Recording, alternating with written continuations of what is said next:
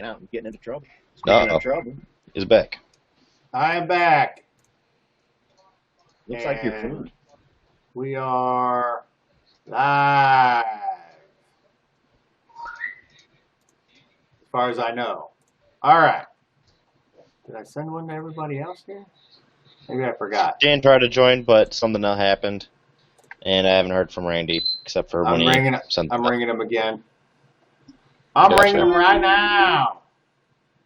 So hopefully this will record much better than last week's, because last week's I was completely silent while you guys were playing a game, and it was great.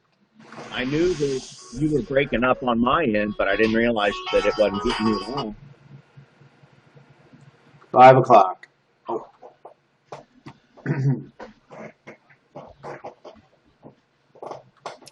All right. Well, I guess while we're waiting for a couple other people to join, I will go get a glass of water.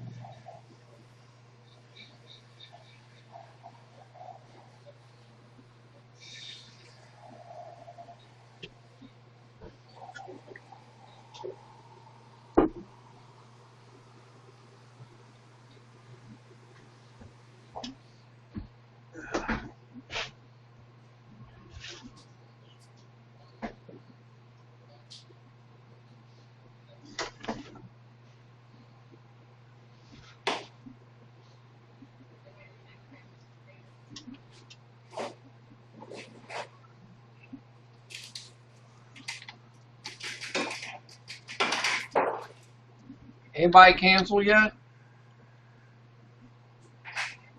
Cancel what? Showing up.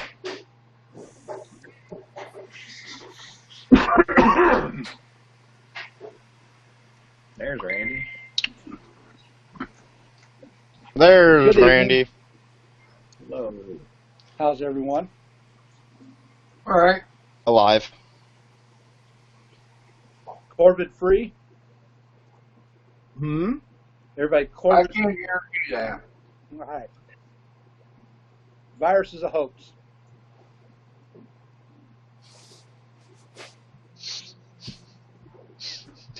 It's just fake news. If So, if somebody passes away in your family, you can't go to the funeral. But if somebody else passes away, there's like 1,000 people that go to his funeral. right, So does it exist or doesn't it? right. Crazy.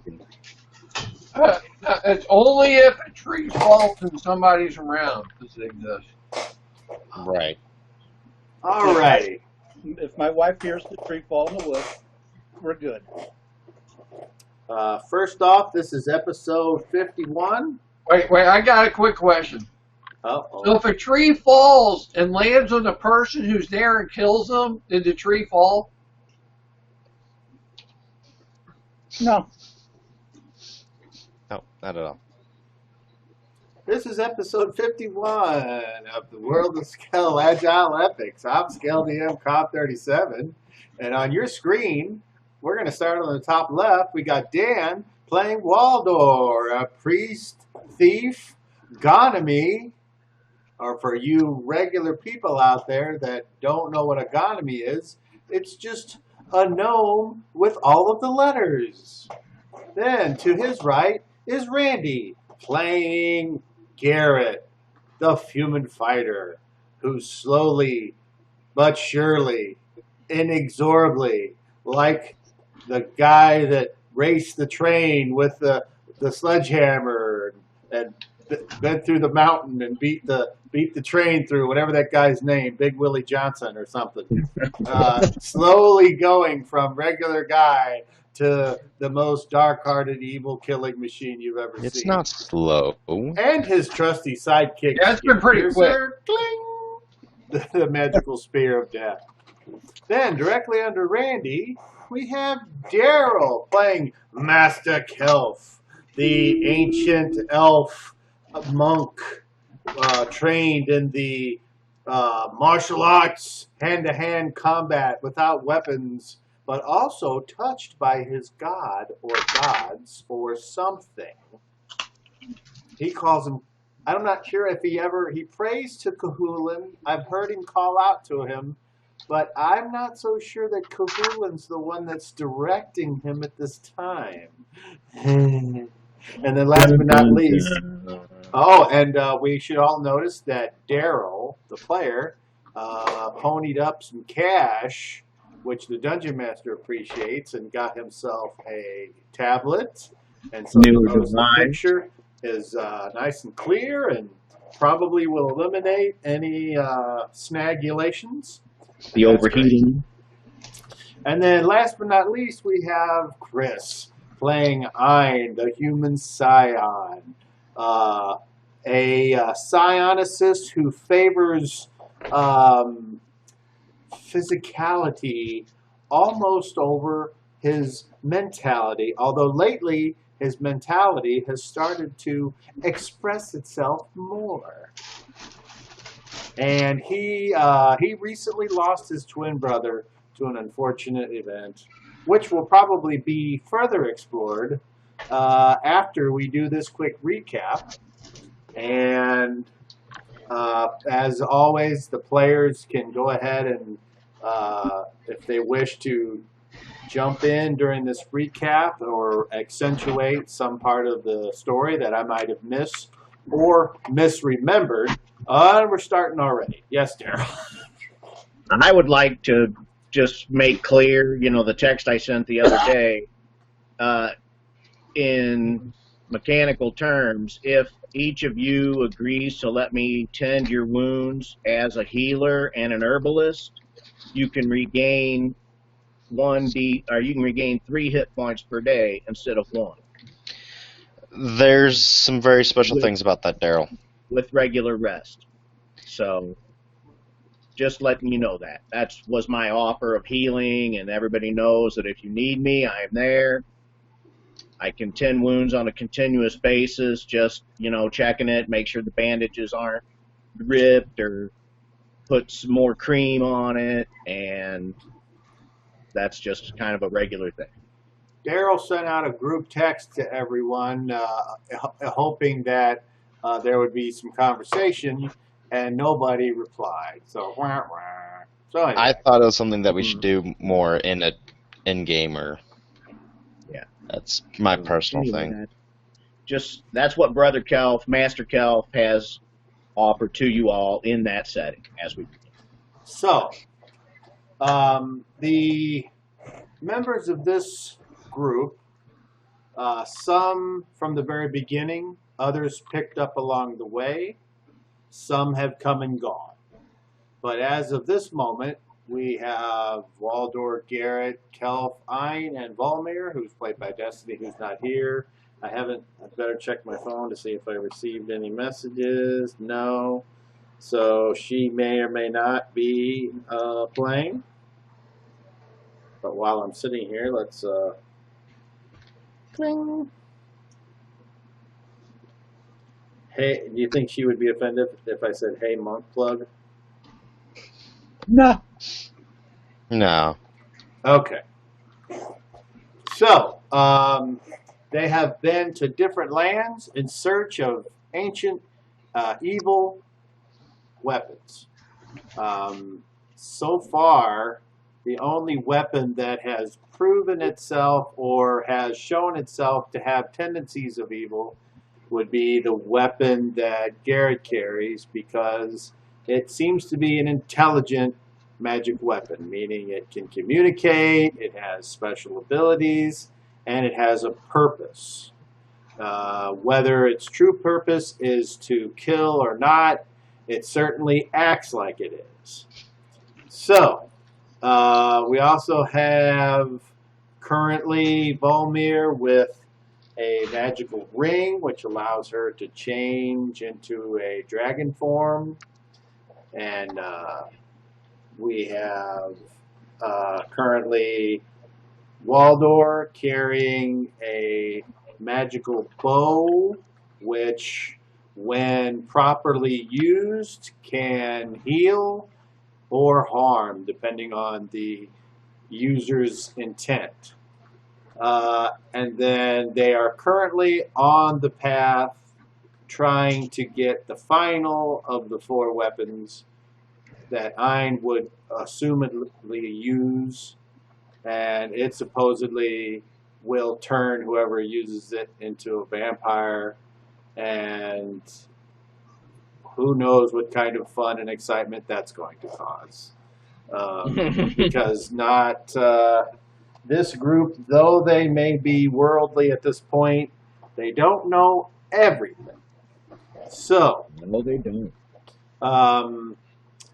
the last place that they have been was a place that was a parallel to their homeland.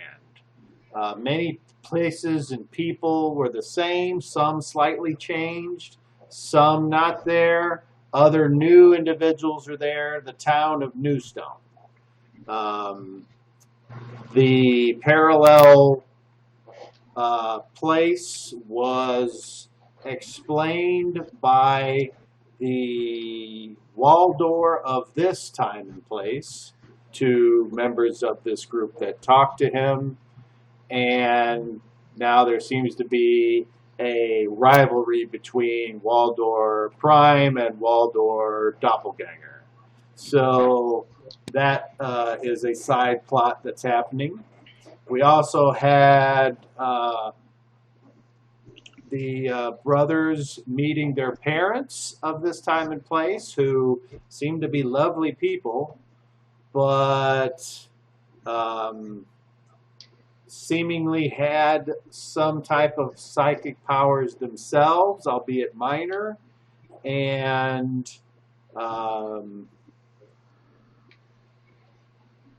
they seem to be embracing the current accepted form of governance and or religion, which is the worship of Forsooth, who in this overarching campaign seems to be the big bad guy, the boss at the end of the video game, or the manipulator behind the scenes, even though by this point he's not behind the scenes at all. And in this particular time and place, he apparently is thought of as great and wonderful and takes care of everyone and makes sure everyone has plenty of food and safety. And so you could almost say in this time and place, if he was to be described by the commoner, he would be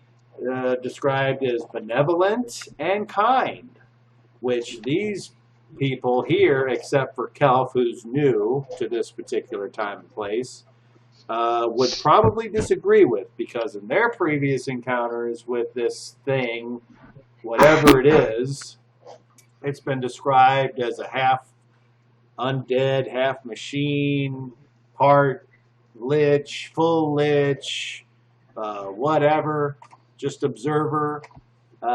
They have not had the most pleasant encounters. They've had some neutral encounters, and they've had some downright nasty encounters. But he, in their last place, before coming here, they did agree to a trade of this fancy Elven Kingdom relic for one of their assassin weapons. And then they went and came here. The means of getting here is through a book called the Arcanomicon, which describes the legends of the weapons and how they were made and what they were used for. And in the book, it is pointed out that these were used as weapons of the assassins of the Elven Kingdom, and that finally, with the power of the elven god Solanor, forsooth was defeated and the weapons scattered so they may never be used again. But the book opened portals and they asked to go to one of the weapons and it took them there. So, now they have since learned also by Doppelganger Waldor of this time, the Undertaker of this town, that the book is actually not just a means of a portal, but it is actually forsooth's phylactery, the place that holds his soul or spirit. And the book is actually taking the individuals to retrieve the weapons for forsooth. And if they were to destroy the phylactery and destroy forsooth, the book would not allow them to get home to use the weapons in the first place. Hence the conundrum. Yeah. So, the Dungeon Master has attempted to create a story in which the accelerated leveling of the characters is matched by a foe worthy of their power. And that is what brings us to today. Because the players, the characters, just were going to see what happened to Ein's brother Zero, the healer of the group.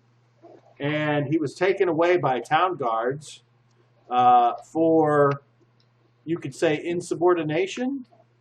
But they think it might be more because he has since disappeared from this place, whether it be through being killed or removed to a different plane of existence or any one of a bunch of million means that they don't have any way of knowing. And that's because Ein, who has the mental abilities to contact anyone he knows at a very great distance, could not contact his brother, which can only leave a few possible conclusions. 1, that he is shielded. 2, that he is dead. Or 3, that he has been removed from this plane of existence and possibly still alive. Who knows? Ein is fully aware that there are other planes because he himself can shift his whole body into a different plane of time and make himself or am I confusing you with somebody else? You can do that, right? I can shift myself into a new plane of existence. Okay. And he actually, when he first tried that, he fucked up and went to a nowhere place and then came back. So, he is aware that that's also a thing. But, anyway, so the group decided, or half the group, no, it was Ein and Garrett decided they were going to go to the town guardhouse / government buildings, barracks, etc., the seat of power in this town, and find out what happened to Ein. And they had evil intentions. They were going to find out by hook or crook. They were going to kick some ass and take names. And what happens? There's no name, just questions. When they show up, they are shown in because they want to know, they want to talk to who's in charge. So they are shown to the commander. And apparently some of these guards recognized Garrett as a former friends, but Garrett didn't recognize them, so he just played along with it. And he and I went in to see the commander. And lo and behold, it was Mason. Garrett's dad was the commander of the forces here at Newstone. And in the old Newstone, Garrett was a member of the town guard. Matter of fact, he had just left there when he joined up with the original fuckers. Huh! Who'd have thunk it? So, immediately set off his guard, set off his plane was all, and it was like, apparently there was a disturbance outside. So, Mason, who's in charge, decided to go investigate. And after having welcomed his son and his friend back from the front, supposedly there's a war with the giants going off somewhere. They talked about their family. There was a disturbance outside. They went out to look, and there was 4 people flanked by 3 giants. And the 4 people were holding hostage Ein's brother Zero, although it was not the Zero that they remember. Apparently, it was the Zero from this time and place. And who was the other fucker they were holding? The constable of the town. The Clear Plum. Oh, Prime Declar, yes. Prime Declar. Prime Declar. The six-tentacled blue humanoid that they had previously helped.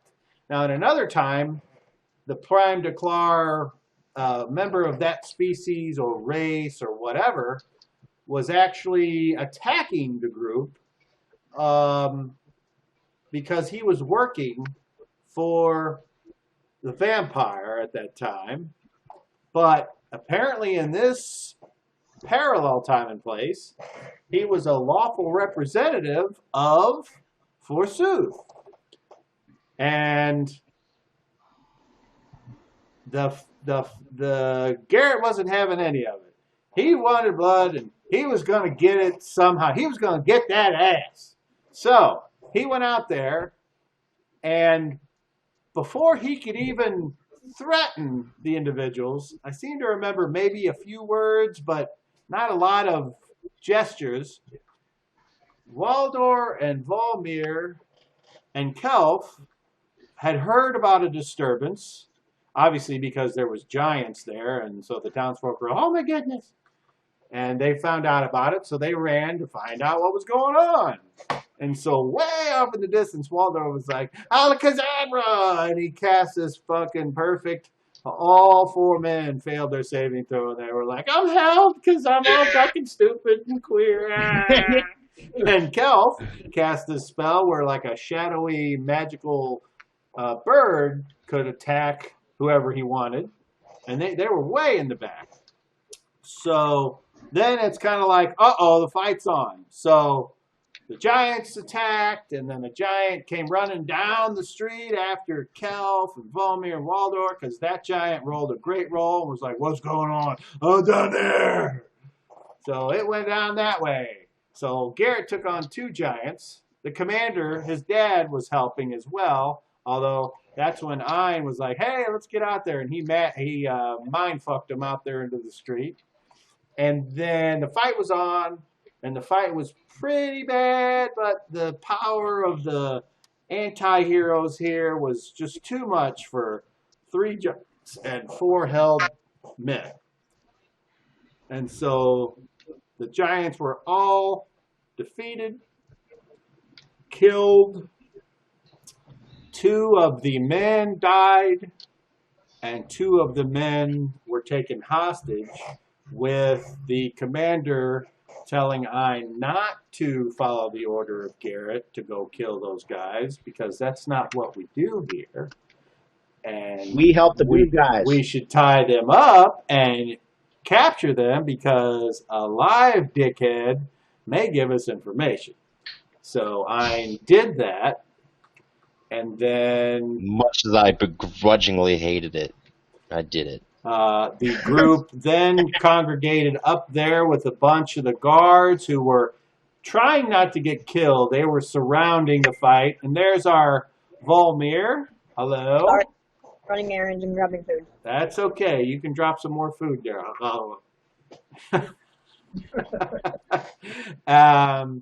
So at the end, as the commander was having the 2 survivors pulled away because they were still kind of under the spell of Waldor.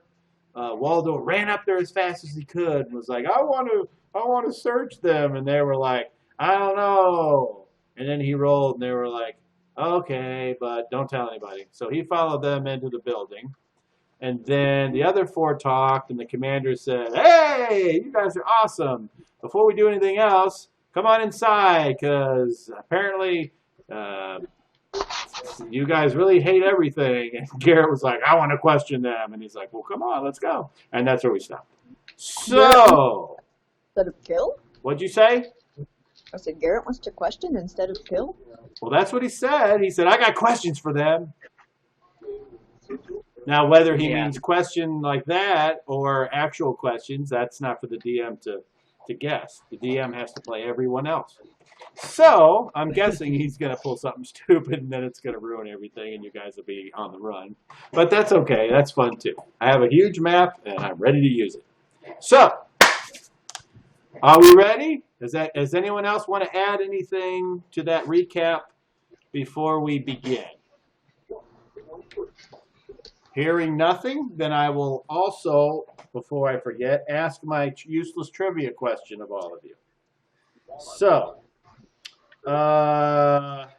we'll just go with the top left here. Waldor, name something you don't like. The poser. And why do you not like the poser? Actually, Good. it's supposed to be from before the adventure. What something that you don't like? My brother. Why don't you like your brother? Because he always thought he was better than me. He was the water mage. And fucking daddy treated him special, so he got to be that. They kind of like snob me. Was he better than you? I don't know. He's dead and I'm alive. Okay. All right. How about Garrett? Before you went on this grand adventure, what did you not like? I didn't like the fact that my parents did not approve of my chosen profession, and they just hated the idea of war and weapons. So I'm really confused on why my father is in the position he is in here. Nice.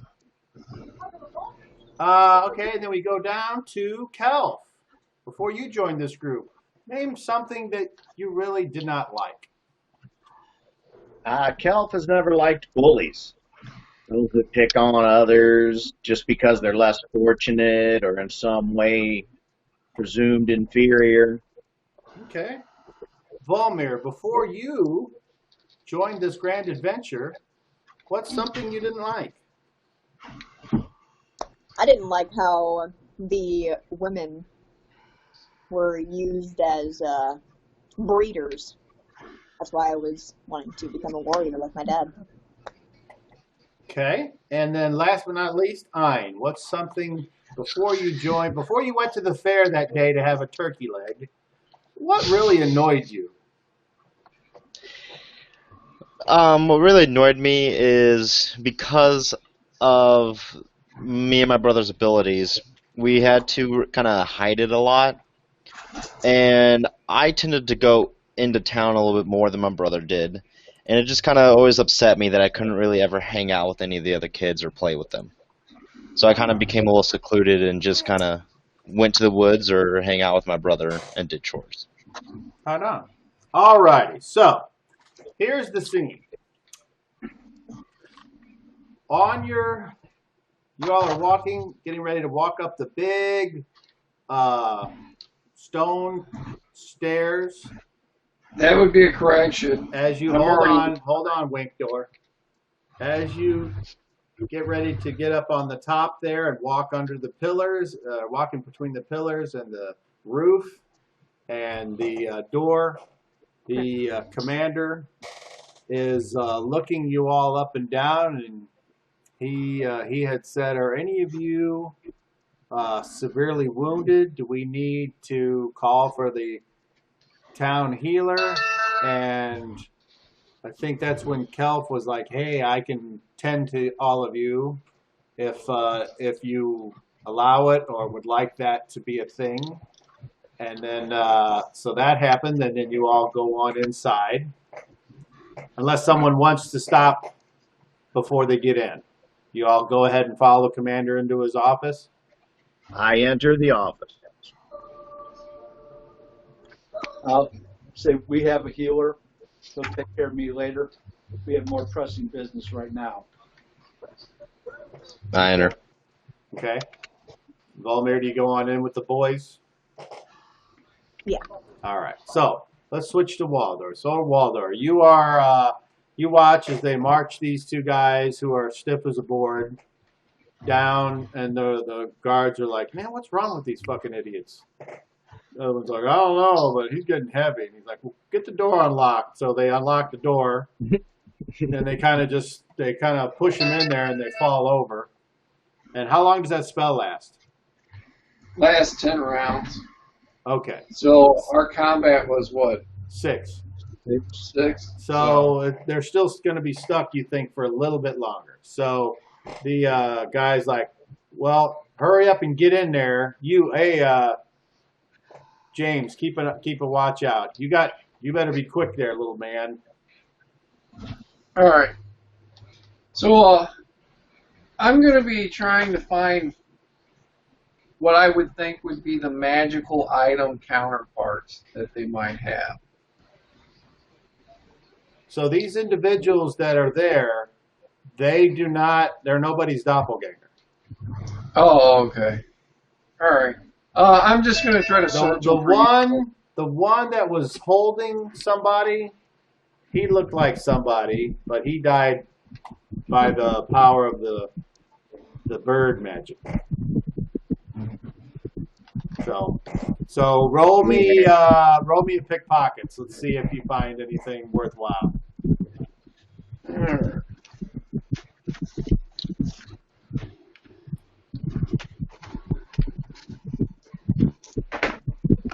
45 out of 70. Okay. What is that sound? Somebody is rubbing something. Somebody have a fan going on in the background? Well, I have a I fan, do. but it's been on the whole time. Mine too. There's nothing different. I'm not hearing it, Cobb. Maybe it's your headphones. No, I'm hearing it. No, I hear it. Not me. It's like somebody's in a car or something, and they're. Well, I No, muted I hear my mic, and it still was there. Well, it just started. All right, I moved my thing. Let me move it back. Maybe the fan is getting turbulence, and I'm not. You know what? That might be what it is. Well, I don't hear it. Yeah, you're a fan. So Yeah, that's what it was. apparently You moved that your is it. Awesome. I like easy fucking fixed it. Thank you. Awesome. Instead of everything's on fire. Fuck. Okay. So now I got a stupid thing going on. all right. So Waldor, you find a couple of pouches with a few coins and some chunks of jerky and an apple core, and you also find a little round disc that looks very familiar. Hmm.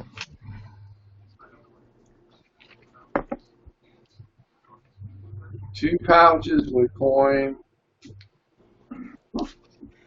A little round disc, an apple core, and what else was it? And that's it. And the little round disc looks like a teleportation disc. Okay. Now here's my question. So you found Yeah. it. Are you going to try to steal this? Because Yeah, I'm gonna try to. the guards look. I'm gonna try to pocket the disc. All right, roll your pickpockets. Ooh, 10 out of 70. All right. Apparently, you managed to. You take a quick look, and the guard kind of turns for a second. You go, bloop, and then he turns around. And he's like, "Oh, I got money, huh? Yeah, I guess we should have checked all that shit." And so he's like, "Hey, someone's coming." And then the guy turns and goes, "Quick, get out of there!" Okay, so I get out of there. All right. So the one guard goes in there, and just then the commander and everyone's walking by, and the commander's like, "We got everything situated," and the guard says, "Well, we're just checking them for weapons, getting whatever they have. We'll do the usual, sir." And he's like, "Very good, carry on." And as you guys see, you can see 2 guys in there, and then at the back is Volmir, and as you look, you see one of the guys start to like twitch real quick, and he kind of like tries to hop up, and he's like, "What?" And they slam, and they shut the door, and it clangs shut. These are metal bars, and the other one kind of hops up, and he's like, "Oh fuck! Get us the fuck out of here!" And the guard's like, "Shut up, you pieces of shit! You don't know how much trouble you're in." He's like, "You don't know how much trouble you're in." And one's like, "Don't talk to them. They're fucking idiots." "No, you're the idiot." So one's like, "You just stay here. I'm gonna go and see if what the commander wants to do with them." So he kind of falls in line behind you, Volmir, and you guys go. And then as the commander's going to his office, he kind of turns around and he looks and he's like, "We should go to the briefing room." And he takes you to the next room down, and it's just a bigger room. So he walks in and opens the windows, lets some light in. Then he calls the guard and says, "Go get us a candle so we can get all these lit." So he says, "It'll just be a few seconds, folks, if you want to have a seat." He's like, "Son, why don't you sit up here by me?"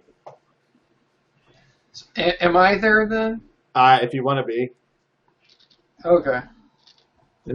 What sort of ceremony is this? Who are you asking? Oh, he's just candles for light. Well, the guard that followed you guys, he went to go get flame, basically. So, Okay. So if you guys want to have any kind of conversation at this time, basically you can. The commander's just kind of arranging like some books on a table or what have you, and you guys can all take seats around this, like a large table like I've got here at home. So there's plenty of room to spread out, and you can set your weapons up on the table and make yourselves comfortable. So does anyone want to use this time to talk? I can tend to anyone's wounds at this point. Okay, we'll start with Kelv. Go ahead. Using my healing proficiency, I can use 1d3. Oh, that's within one round of... Okay, so we better do spells for this situation. I'm thinking of in combat. So does anyone need healing? Have you been majorly hurt? Okay, Garrett, step right up, mister. I'll do, you're serious? I chant my praise to Cahulan and ask him to bind your wounds. Get you 9 points back. Okay. Oh, Daryl, I forgot to tell you. If you say your spell out loud and describe any type of verbal or somatic thing, you get to roll with advantage. Oh, very good. I've been doing some of that. Yeah, if you put forth at least a little effort, you get the extra roll. Sometimes people are like, I just do that, and then I'm like, all right, well then just roll. I'll keep that in mind for the healing. Okay. And that also would apply, like, if on your bird spell or something, if it would allow you to roll with advantage if there's something in the spell where you have to roll. Like, if it did damage, you would get to roll that with advantage. So it's basically to just... I thought I had been doing some of that, but I forgot. No, I forgot. Okay. I forgot. Cool. Waldor, I fucked it up. That's okay. Okay. Waldor, are you proficient in healing at all as a priest? Yes, I can do that. However, things are really screwed up right now for me. Well, my point is that with a spell, an incantation I know called Fortify, we could work together to cast a healing spell, and you could channel your faith through me to create maximum results. So if you're able to do that, or if you if you have Fortify spell, we might be able to do some, combine our efforts in a dire situation, you know. Yes. I'm different than most of the priests you probably have ever encountered. I can see you're a little different. I call forth from both sides of the duality of the universe. Yes, So, you said you from found the a light, balance. so from the light and the darkness. But like half of that is missing right now and trying to be Oh. replaced. So, and then being here, things are even more messed up. Everything's out of balance. Is the Undertaker your counterpart then? We need to join your spirit together? No. This is the gods. There's like one side of the cosmos missing. Forsooth is trying to play both sides, and things aren't working out very well. Okay. He's using the crown to steal from the elven gods to supplement his power. We must put an end to that. Oh, I agree. Definitely you put it in. All right, you others didn't take much damage. Volmir, did you get injured? Do you need more healing? I'm good right now. Thank you. All right.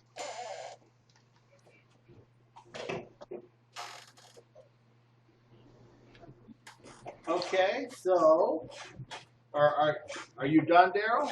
I'm sorry, Kel. Yes. Okay, so a few more moments pass while Kelp is talking. Oh, I'm sorry. Yeah, Walter, did you want to do something? I just have a question for you. Did I search both bodies or just one? You had time to search one, at least Right. with That's what any accuracy.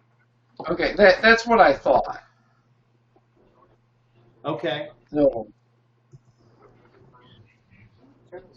So that coin you found is the key to the teleportation. You don't know that. I didn't see that. Okay. No, nobody's seen that. Correct. He was in a completely different room, Yeah, and he came and joined us later. Okay, so any other conversation in the room? The commander looks at Garrett. He says, So, "Are you hurt?" I know I've that been the. Go ahead. I'm sorry. I've been better. I've been worse. well, I've seen them worse. Well, thank you, Master Kel, for doing what you can. Although I must admit I don't speak your language. Are you touched by Forsooth? I have divine influence with the great and powerful and wise Cahulan. Well, I have never heard of Cahulan, but at this time, let me say I am grateful that Cahulan chose to help my son. You are very welcome. And then he kind of leans in closer and he says, if there was any other commander here, I cannot speak for how he would react to one of the heathen gods being venerated here. Do you understand?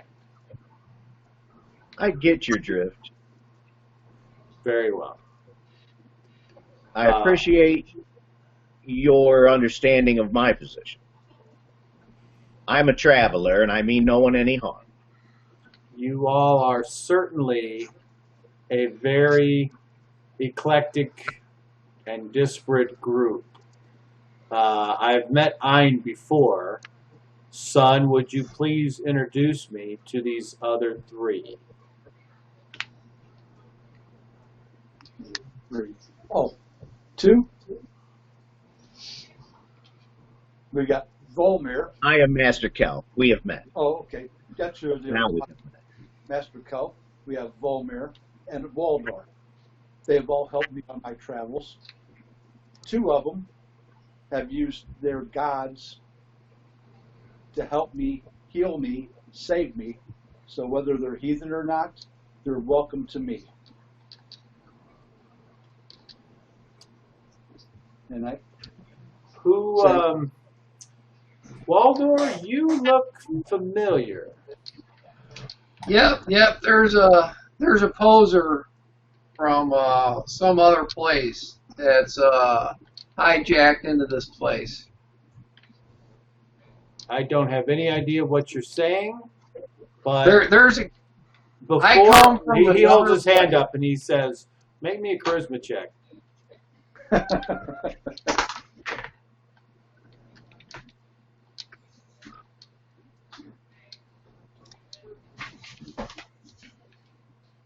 25. Okay, he holds his hand up and he says, "Before you say anything you might regret, let me just say to you what I said to Master Kelf. And if you are like the Waldor that I know, I'm sure you heard it. Are we clear?" Yep. And then he turns his attention to the White Witch. And he looks you up and down, and he says, "You are a fighter. Now make me a charisma check."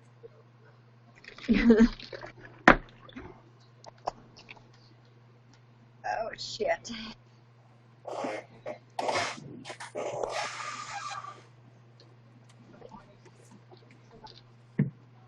This- 27. Wow, okay. He says, "And let me say, there are none more fierce than a pregnant woman who is in a state of agitation. I say that with all the respect and experience that a father can. You are welcome as well." Thank you. It means a lot. So just then the other guy comes in with another candle, and he starts lighting several candles, and then he shakes his head for a second, and he goes over to the lamps. As you see, your dad, Garrett, was just about to say something, and then the guy is like stops, and then he starts lighting 3 separate lamps, and he gets, and that provides plenty of light along with the open windows. And then he blows the candles out, and he kind of looks around, and then the commander says, "That'll be all," and he leaves. So it is just Can we close the you door? 6 there. The door is closed, and the commander looks at his son, and he says, "You have questions? I have questions. Wait your turn. My son has earned his spot." I'm going to first make a statement, Father. You know where I've been and what I've been doing. "I assume so. You certainly bear the marks." Sometimes one must do things that are not maybe favored by all, but I've been tasked to be the Inquisitor to get the answers that I need. And sometimes you have to go a little bit out of bounds to get what you want. Without being too specific, is this something that's sanctioned? When my superiors tell me to get the answer by any means possible, then I'd say it's sanctioned. He looks you up and down, and he says, "Are you a part of the Inquisition?" Not yet. "Is this a test?" It is a test. "Is there anything I can do to help, or is it something that I should just stay out of?" probably something that you actually should stay out of because you might see things that you don't want to see. You might hear things you don't want to hear. But one thing I will promise you, you'll get all the answers that you want. Well, I mean, honestly, as long as you feel like you are following your oaths, there's nothing a father could ask more of his son. So, what is it you want from me? Anything? I'm going to need Ein. I'm going to need the prisoners. And I'm 15 minutes. Dan, if you want to interrupt, you'll have to. No. I'm literally doing that to Garrett. I see. Okay. Well, that you would need to be a little more descriptive in what your character's doing because I figured you were wanting to interrupt him. So if you're okay, go ahead. I'm doing this to Garrett while he's talking. Okay. So the commander just kind of looks over at you and then turns his attention back to Garrett. And I'm going to look at Waldor and say, you have something to add too? I get up, I walk over to Garrett, and I whisper this in his ear. Dude, I found one of our coins. You'll see me raise an eyebrow or two. You need to let him have me search all these guys. I only got to search the one. If one has Cop. it, Right, never mind. So Okay, pause. Okay, pause. Ein, yes.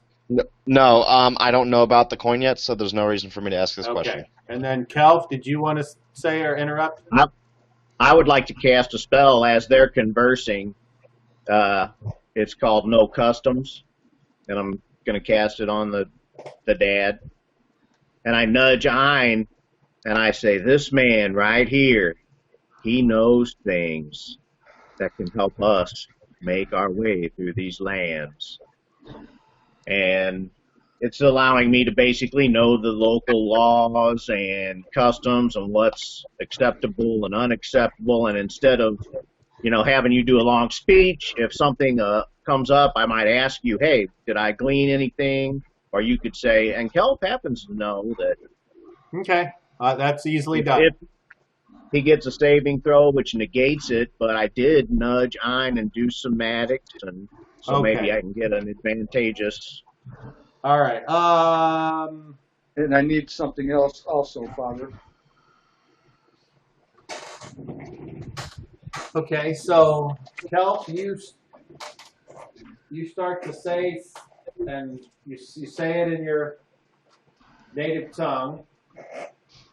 Does it have verbal component? What are its components? Verbal and somatic. Okay.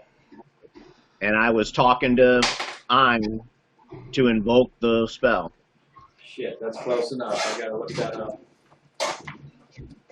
That's pretty close. Let me look that up.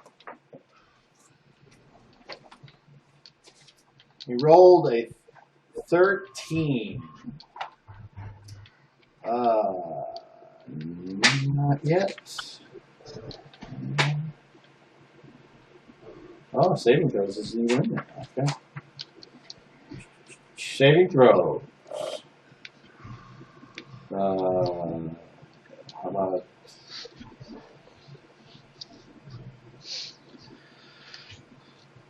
all right, well, let's try that.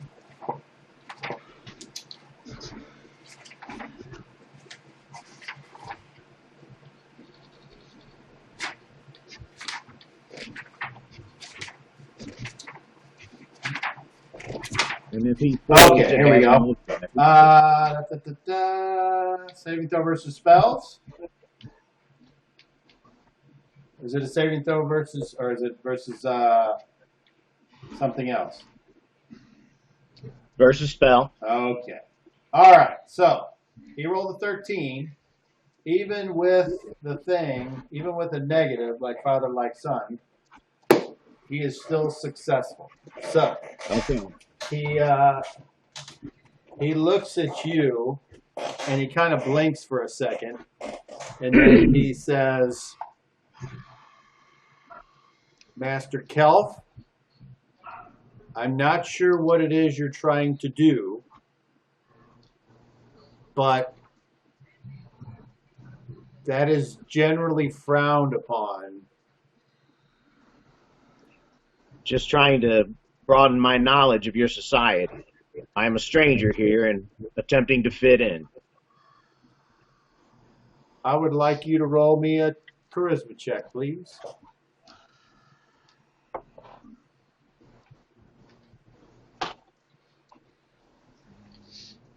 Yeah, I think that's a 12. Oh boy. Sure. Okay, so 12 total? Yep. all right. Have you seen the guy? Oh, okay. So he then looks at his son and he says, perhaps you should explain to someone that you hold in high esteem that it is not well received when a spell is cast upon an unwilling recipient unless it is a matter of life and death. Or has your opinion on that changed as well? Well, I'm going to look at the two that I know that can do it and go, for respect from my father, I don't know what's going on, but I'm talking to you here. The commander looks at all of you and he says, do not think for a moment that your close association with my son will make your neck stretch any shorter. Are we clear? Yes, sir. Very. Please, Garrett, you need to... Are you wishing a private interrogation of these criminals? I'm going to need that. And I am also going to need the bodies, the two dead bodies. Well, if the Undertaker hasn't already grabbed them, you can certainly, but that's,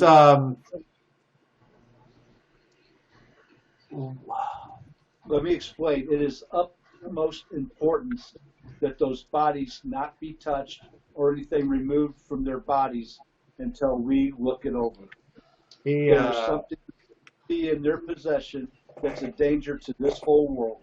He says, hold on then, and he gets up from the table and he walks out the door, leaving you all alone.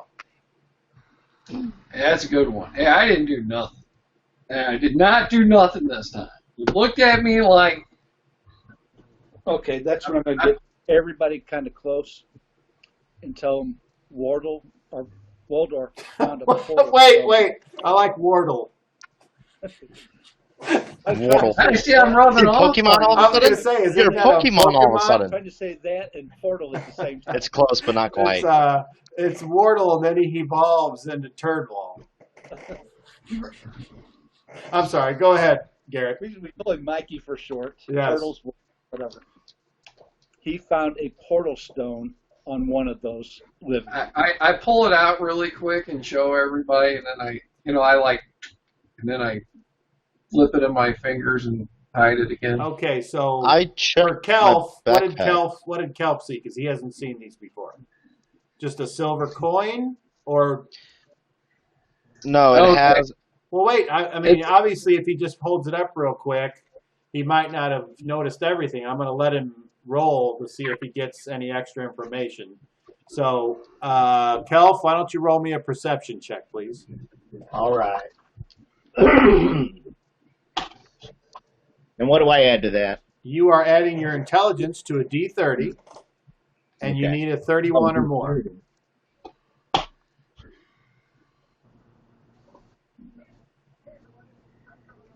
That is 23. Okay. So as far as you know, with as quick as he held it up and then put it away, it just looks like a silver $50. Okay. Okay, go I ahead, know he Waldorf. mentioned it. So, yeah, I'm thinking there might be more on the other guys. Cop, I checked my backpack. Hey, Do I still Garrett. have mine? Yes. As you start to rustle around in your stuff, and yours is still there. All right. Or no, was this this was the teleportation bit? So yeah, when you guys went through the portal, so when you search, it's not there. Okay. So, hey, they don't know I had that. And if in the past No, if it no, had you're ever right. come up, I Because just want to say that would have been my fuck up. I would retcon it now to say you know that you didn't have them. So, just so we're clear on that. Because every time you guys go through a portal, somehow you get a way to get through, and then you go through, and then you got to get another way to get through the next one. So, that's just being consistent. All right, go ahead. Anybody, Garrett? Anything else you wanted to say? So nobody knows I have this. And I'll tell him also, while he has the mannerisms and everything that my father has, that's not my father. yes, Garrett. Just like these parents aren't actually mine, and hour 0, my brother is gone. Yes, there's one that looks alike, but none of these people are ours. No. Dude, it's like if we folded a piece of paper up like 10 times. You know, we spread it out. Every folded side, there's a version of us here, or has been here. I mean, there could be more than one of us here. There could be 3 or 4 of us here. Well, that's what I'm wondering. We saw 0 that's not 0. We saw their parents that's not their parents.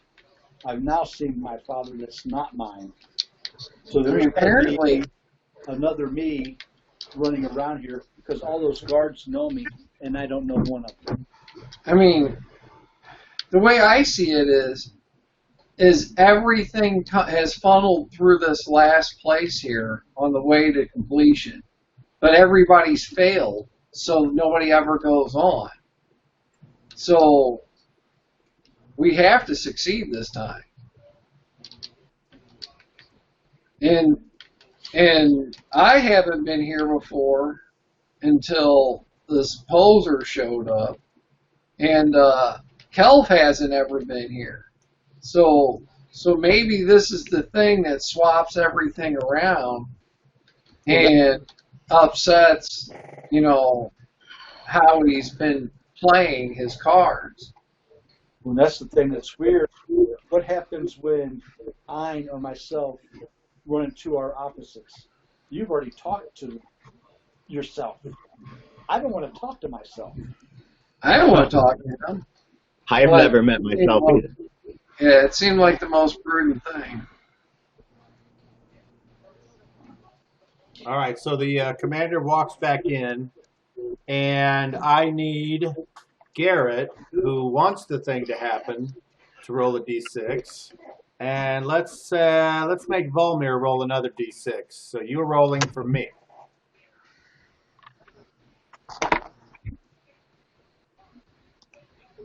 So Garrett rolled a 4 on a d6, and Volmir rolled a 6 on a d6. Okay, so the commander comes in and he says, "Well, the Undertaker was dragging the bodies off, but we managed to stop them right before they got away. So he wasn't very happy about it, and he started bitching and moaning.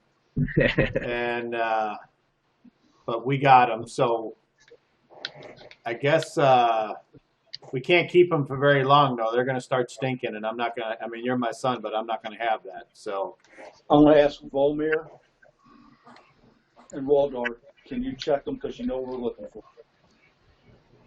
I'll be right back. commander's just kind of looking. And do you just walk out the door? Yeah, I do that. And then Okay. Maybe we should all go. I Well, asked, Beth, like, is there anything you need from me before I go, or?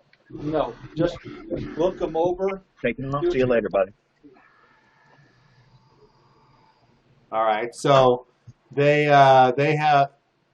You are escorted down to a cell next to the one where the other guys are, and in there you see 2 corpses. Are we all going or no? Those three, you three can go. I'll stay with Garrett and the captain. Okay. Commander, don't frickin' forget it. Commander. All right. El man.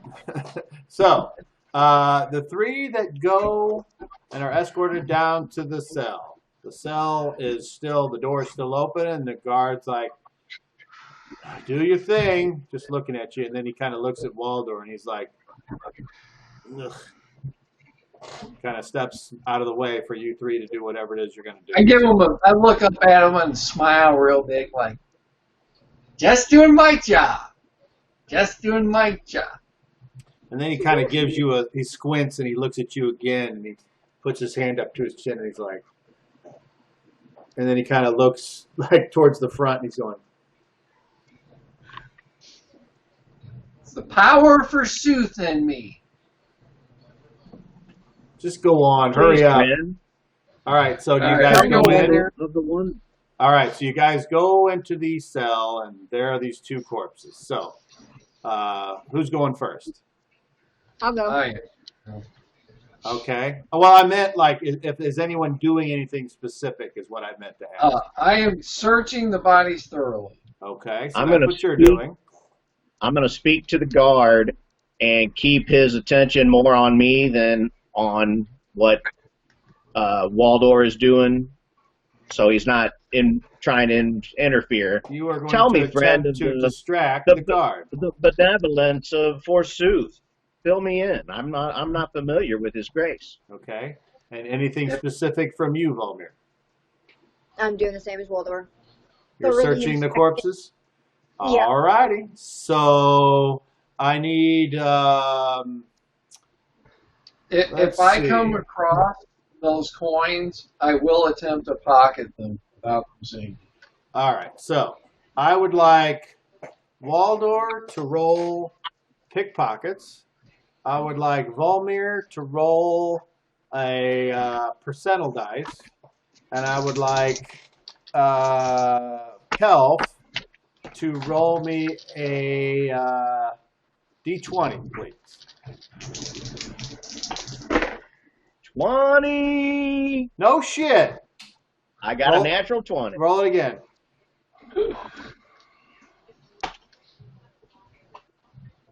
3. Okay. All right. So, Volmir, what did you get? 69%. Okay. And what did you get, Waldor? 42 out of 70. Okay. So, here's what happens. Think, Kelf, think. you start, tell me about Forsooth. And the guard, he gets this fucking toothy grin. And as you kind of start to shimmy just off to the side a little bit and hoping that his gaze will follow you, he literally puts his arm around you and goes, let me tell you about Forsooth. And he starts to walk away from the cell. Apparently, this guy is one of those evangelical fuckers that really thinks that what he's got to say, and that you, this fucking floppy-eared, goat-faced elf, apparently are the next target for his religion. So, Have you heard about our Lord and Savior you, Forsooth? you kicked ass on your jam. I Volmir, pay close attention and garner everything I can about Forsooth. okay. So did you come across a forsooth witness? Volmir, I did. You start to search one of the corpses, and unfortunately, you don't find one of the coins, but you do find a a coiled up in a pouch. There's like several coins of varying, like a couple silver, but mostly copper. A half-eaten piece of a roll of bread, a tiny little chunk of meat, and then a string tied to a what I can only describe to you because you are of this time and place, not Volmir, but it looks like a tiny spring about 2 inches long, and it looks like it's made of gold.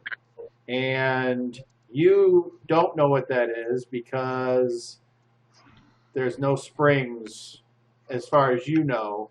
However, I would like you to make me an intelligence check, please.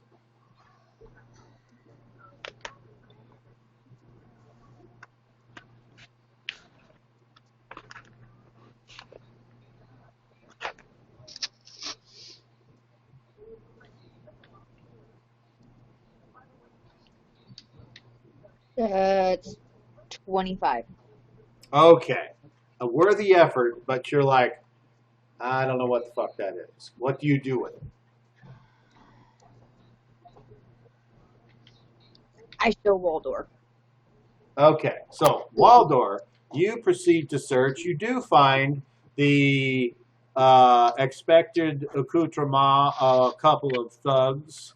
You find a broken dagger hilt, a few random silver and copper coins. You also find one of those teleportation discs, and you also find a spring-like thing. And I need you to make an intelligence check for me, please.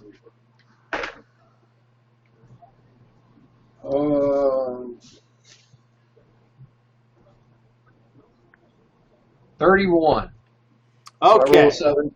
Right. Right, 17 and 14 is 31. It is. Okay, so even though that's a tremendous roll, you're still like, I mean, maybe it's from something, but only because it's metal, but this is gold, and gold is soft, so it doesn't make sense that it would be in a machine, so you're not quite sure what the fucking point of it is. But you realize that it's metal and that it's been made this way versus just some naturally occurring thing. Okay, and then Volmer's like, hey, look, and she's got it pulled off the corpse next to you. So that's what you guys find. Meanwhile, coming back down the hallway, you hear, and so when Forsooth was able to quell the Northlanders and the giants, he created a set of laws. And on Mount Farkas, where he rests now, in the Cave of Wonders, Forsooth has provided protection and holy purpose to the fertile lands that surround his mountain. And as you can see, by abundance, Forsooth has been good to us. We praise his name. Amen. And he kind of hugs you and he's like, what do you think about that there, buddy? Thank you for the wealth of knowledge. Forsooth is benevolent indeed. Hey, I want to search the other body. Okay, well, that took some time for you to do a thorough search. So, go ahead, Volmir. What? Search the other one. There were 2 people searching. Correct. Yeah. So she searched the one while you searched the other. Right. I'm wanting to search the other body. Well, you can certainly go ahead and search it, but the guard is there, and he appears to be taking an interest in what's going on. That's fine. There's nothing in there. Okay. So I got a 7 to search that. Okay. Out of 7. You find exactly what I described that Volmir found. Okay. Without the spring. So I don't find. I don't find. All right. Damn it! Sure, there's going to be another one. So the guard's standing there, and he's like, "Well, you guys done?" Yep. Yes. All right. I wonder if that little shit got it already. He's like, "Well, come on, get out." Yeah, I get up and I come Look out. out. You know, the poser. Okay. And then as you're leaving, the guy kind of grabs Kelf by the elbow and kind of tugs it a little bit. And he's like, "Good talking to you." And then he says, Mr. Kelf. Kelf. And then he's like, "I don't mean to sound rude, but what are you?" I am an elf. Really? I always heard. And you are human, yes? I always heard the elves were like really, really awful and monstrous. Otherwise, Well, why that's would not the case why at would all. Forsooth have annihilated their race? That is not the case at all. I guess not. Are you sure you're an elf? I think so, friend. Elf lives matter. Okay. And he's like, "All right, come on, let's go. You want to go back to the commanders, or are you leaving?" Commander. Okay, so he escorts you back, and unless you guys want to do anything weird, you make it. So meanwhile, in the room, the commander is having small talk with Ian and Garrett. Did either one of you wish to bring up anything at this time that was more than just small talk? Yeah, I actually Okay. would. So during the time, I asked him, "So, Commander, I know you guys are fighting the giants on the front, but what about other bizarre creatures?" Well, he says if you're referring to the Deadlands, they haven't been an issue since Forsooth put up the holy spirit of rebuke. It is through Forsooth's will and power that we are kept safe from the undead to the north. I'm Okay. going to guess, son, that you probably didn't travel that far north when you went to the front. Is that correct? That's correct, but that's my next location to go. Is this part of your mission? Yes. Okay. Well, so other than that, I mean, there are stories from the west and from the south of occasionally encountering strange creatures, perhaps giant birds or spiders, but that we, in the history of our civilization, there haven't been too many issues because of Forsooth's love. Okay. It is a well-known fact that Forsooth gave up his holy kingdom and descended to Skell to watch over us, and in so doing traded his eternal and everlasting power for our worship. I smile a little bit at that when he says he gave it up. I smile.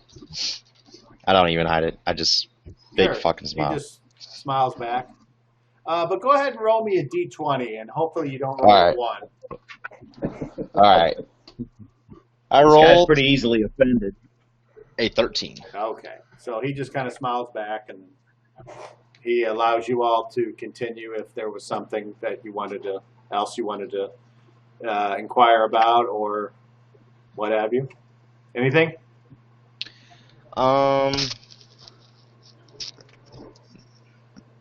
Not that I can really think of. Nothing. All right, Garrett? Nothing?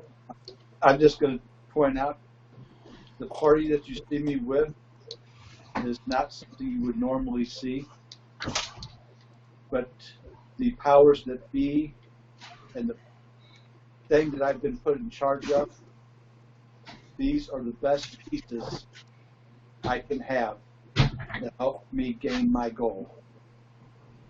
Well, if that continues to keep you safe and bring you back to your mother and I, then I don't see how I could disapprove. And he kind of puts his hand out on your arm and kind of touches you in that loving way and gives you a look like he's proud of you. And then right then, the other three are escorted back, and there's a knock on the door, Commander. And the other three walk in, and there you are. So he says, the commander is like, do I need to leave, or should I hear any of this? I just look at Garrett and I shake my head. Hey, there's another guy That's troubling. who was taken in that I need to search still, who's conscious now.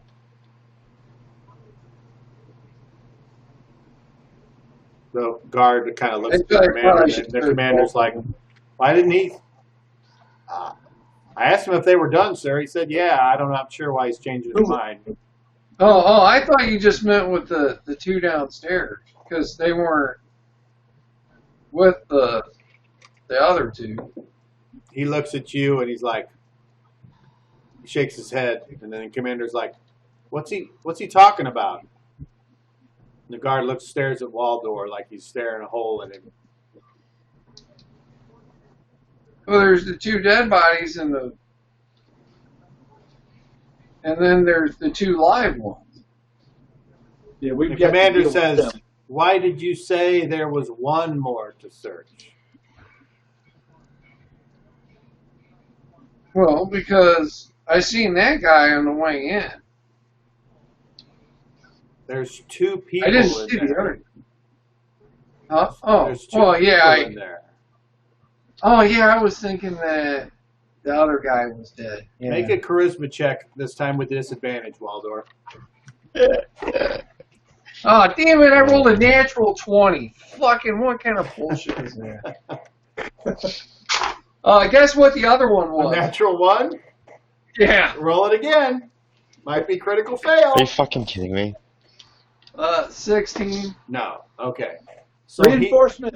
He reinforcements. Shut up, Garrett. Yeah. The only thing Shut I'll up. say is I'm sure you guys forgot. So far, the only one that's used their free sloogie is Kelf. Do you want to use that now, Waldor, or do you want to chance the whatever the natural one brings? Oh. I'm gonna. You have Sure, 5 seconds. I'll re-roll You'll it. cash it in. All right. Cling. Reroll. So that's a 15, and 14 is 29. All right. So he says, huh, and just kind of looks at you for a second, and then turns away and looks at Garrett, and he kind of raises an eyebrow. And then he continues on, and he says, so, what else? I need the live one. There are 2 live ones. Oh yeah, I need them both. Okay. Do you wish to go to the cell, or what is it you want? Wish to go to the cell. Now, at the risk of incurring your superior's wrath, you are not going to be allowed to take any weapons into when you see these prisoners. I will not, no matter what, you are my son and you may be on a dangerous mission, but I too have made an oath. And you should not ask me to throw that away. Fair enough. Why do we need weapons? He looks at you again, and this time he gives you a stern look, and he says, "Your act is becoming tiresome." There's no act. We really don't need weapons. There's just no need for weapons at all. You don't know when to we be need a quiet, weapon. do you? And then he says, "Shut up your dog quickly, or I will be forced to do something. Do something now." And he gets up and he turns and he walks to the window and just looks outside. I'm going to look at Waldor and just go,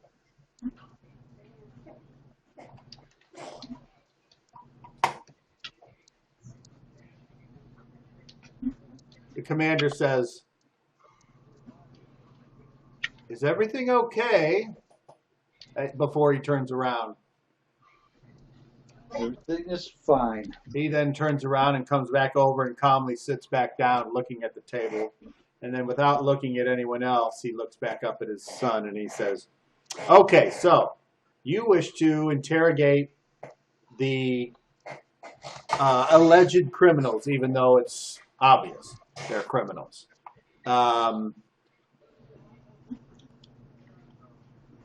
Who else would you like to be there?" Ein, Is that it? I'm with me, Volmir, and Waldor. And Master Kof, since you're new to this, you might want to see the ways of the questioning of prisoners goes. You may approve, you may disapprove. I will join you. There are means to the way. And in fact, if it gets a little too rough, I might need you to fix them up. Now, the same that I said to my son goes for the rest of you. You will not be allowed to have those weapons present. I would suggest you leave them here in this room. I carry no weapons, friends. Okay, so if we're clear, then please leave your weapons here and follow me. When we're done with this, we need to get with Prime DeClar to find out what exactly happened and ask him what we can do to help with him. I will send a messenger to him, and we will attempt to set that up. It's unnerving a person in his position would just get manhandled by 4 ruffians and giants. Well, I mean, he's lucky to be alive, honestly. But be that as it may, let's do one thing at a time. So, Yeah, no. Is there also a reward out for skin and bones? well, it depends on what happened, if it's a dead or alive thing, but that would be up to the individual that put out the reward. Okay. Okay, so do any of you take any weapon with you when you leave the conference room? No, Nope. I take all my weapons. So this is the scene where you see me pull out 1 dagger, 2 dagger, 3 dagger, 4 dagger. I put this thing that doesn't even look like a weapon down on the table. I put the bow on the table. You know, I put my arrows on the table. And then I reach my boots up and I pull a couple more daggers out and put them on the table.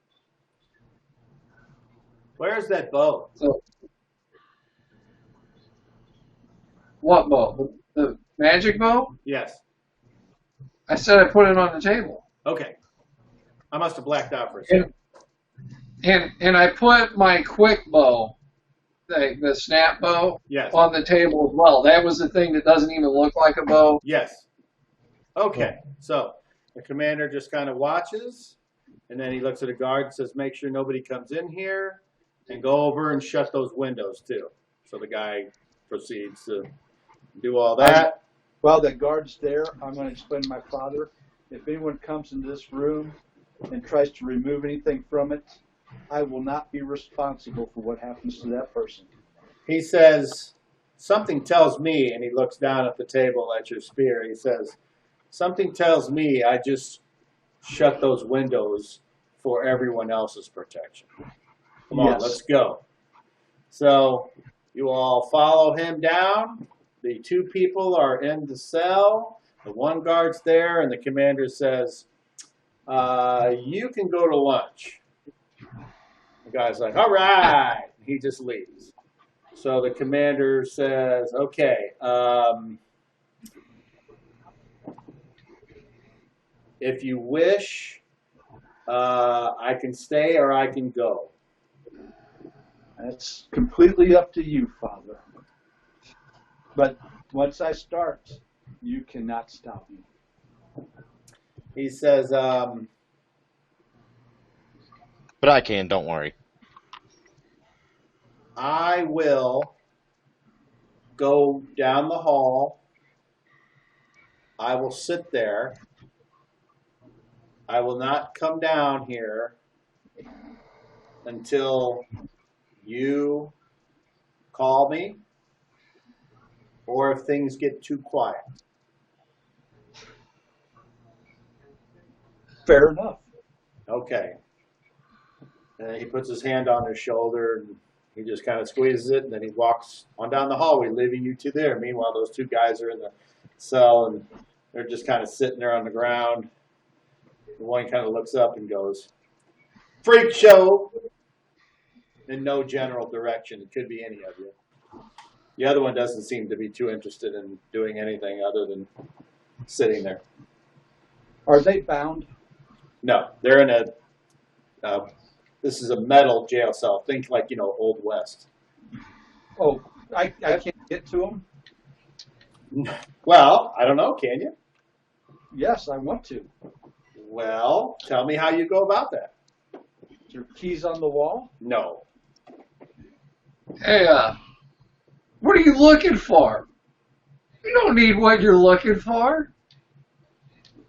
What do you think? Look, what do you think I am? You know what? Power. Okay. Thank you. I would like to use the ability Dimension Door, Okay. and I put it just on the inside of the door, That'd be bad. the other end, and of course the one end is in front of me. Okay. All right. I'm successful. So there's a door in between that's right in front of me, and the other one is right inside the jail cell door, and I step through. And I follow. Okay. I follow. Hold on. We're going to be There's all an easy tight. way of doing things. I will remain outside of the cell. Holy shit. I can't believe that. Okay. So, I would like everyone, Garrett, roll a d10.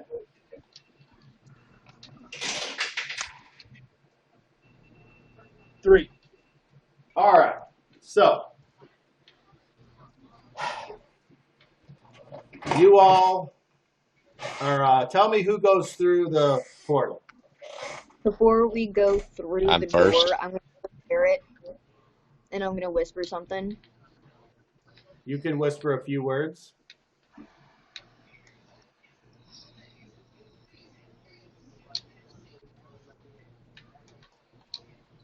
Will the Dragonborn make them talk?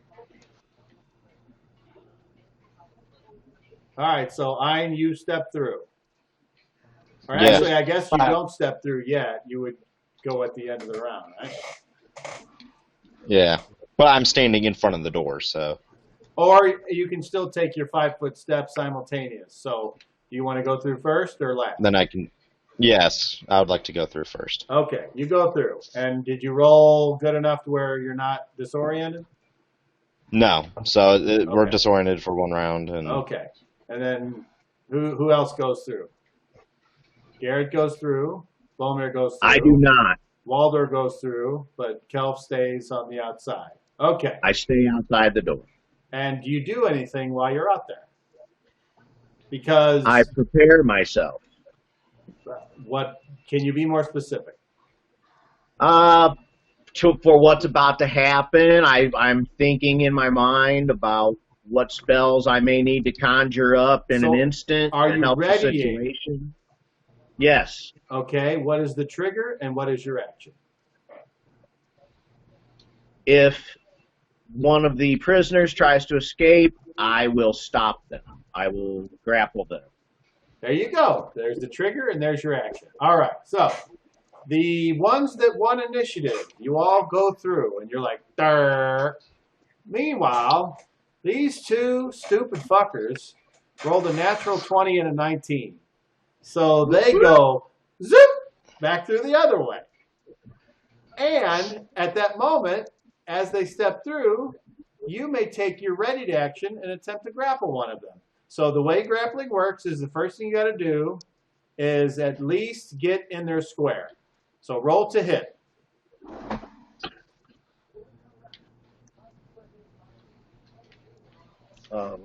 Here it is. And that'll be on the left of your sheet with your melee Thaco.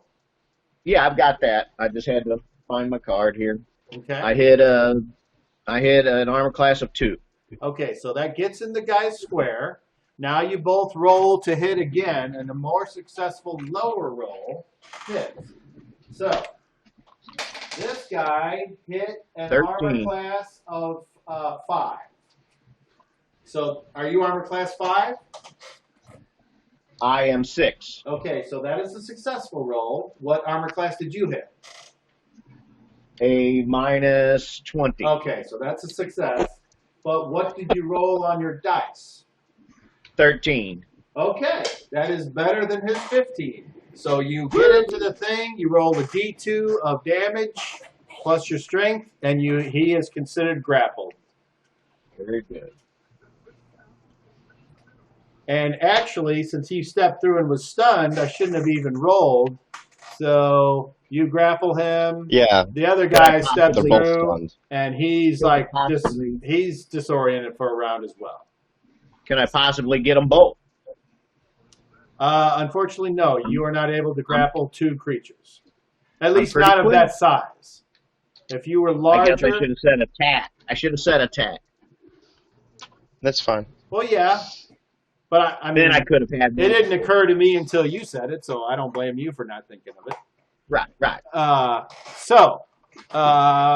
And then we are at the end of the round, and you all have already moved, and you're disoriented, and then so that's it, and then you did that, Kelf.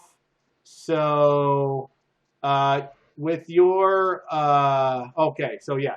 So you don't get like a second grapple attack. You only get the multiple attacks when you're doing martial arts. So that's why you wouldn't That's get fine. the grapple.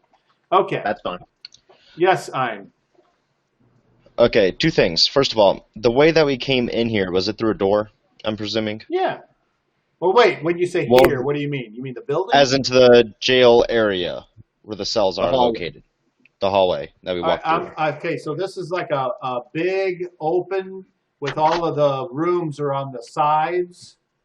Mhm. So basically, when you walked into the building, you went to the right.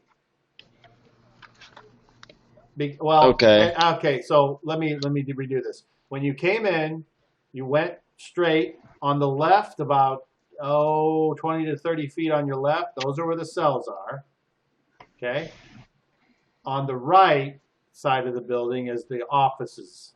So you came Okay, in, but was you there... looked over, you saw the people in the cell, then you followed the commander to the right.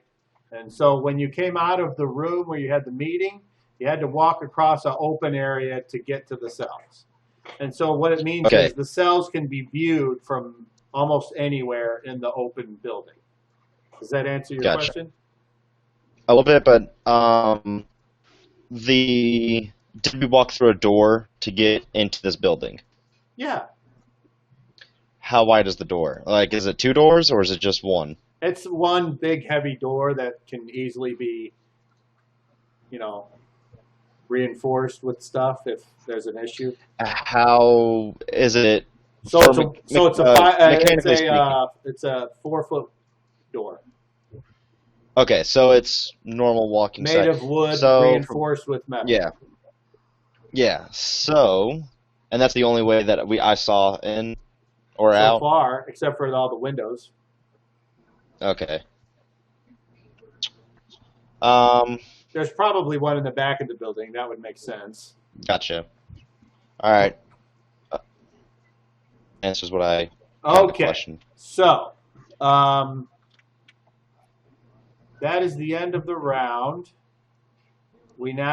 Everyone is not stunned.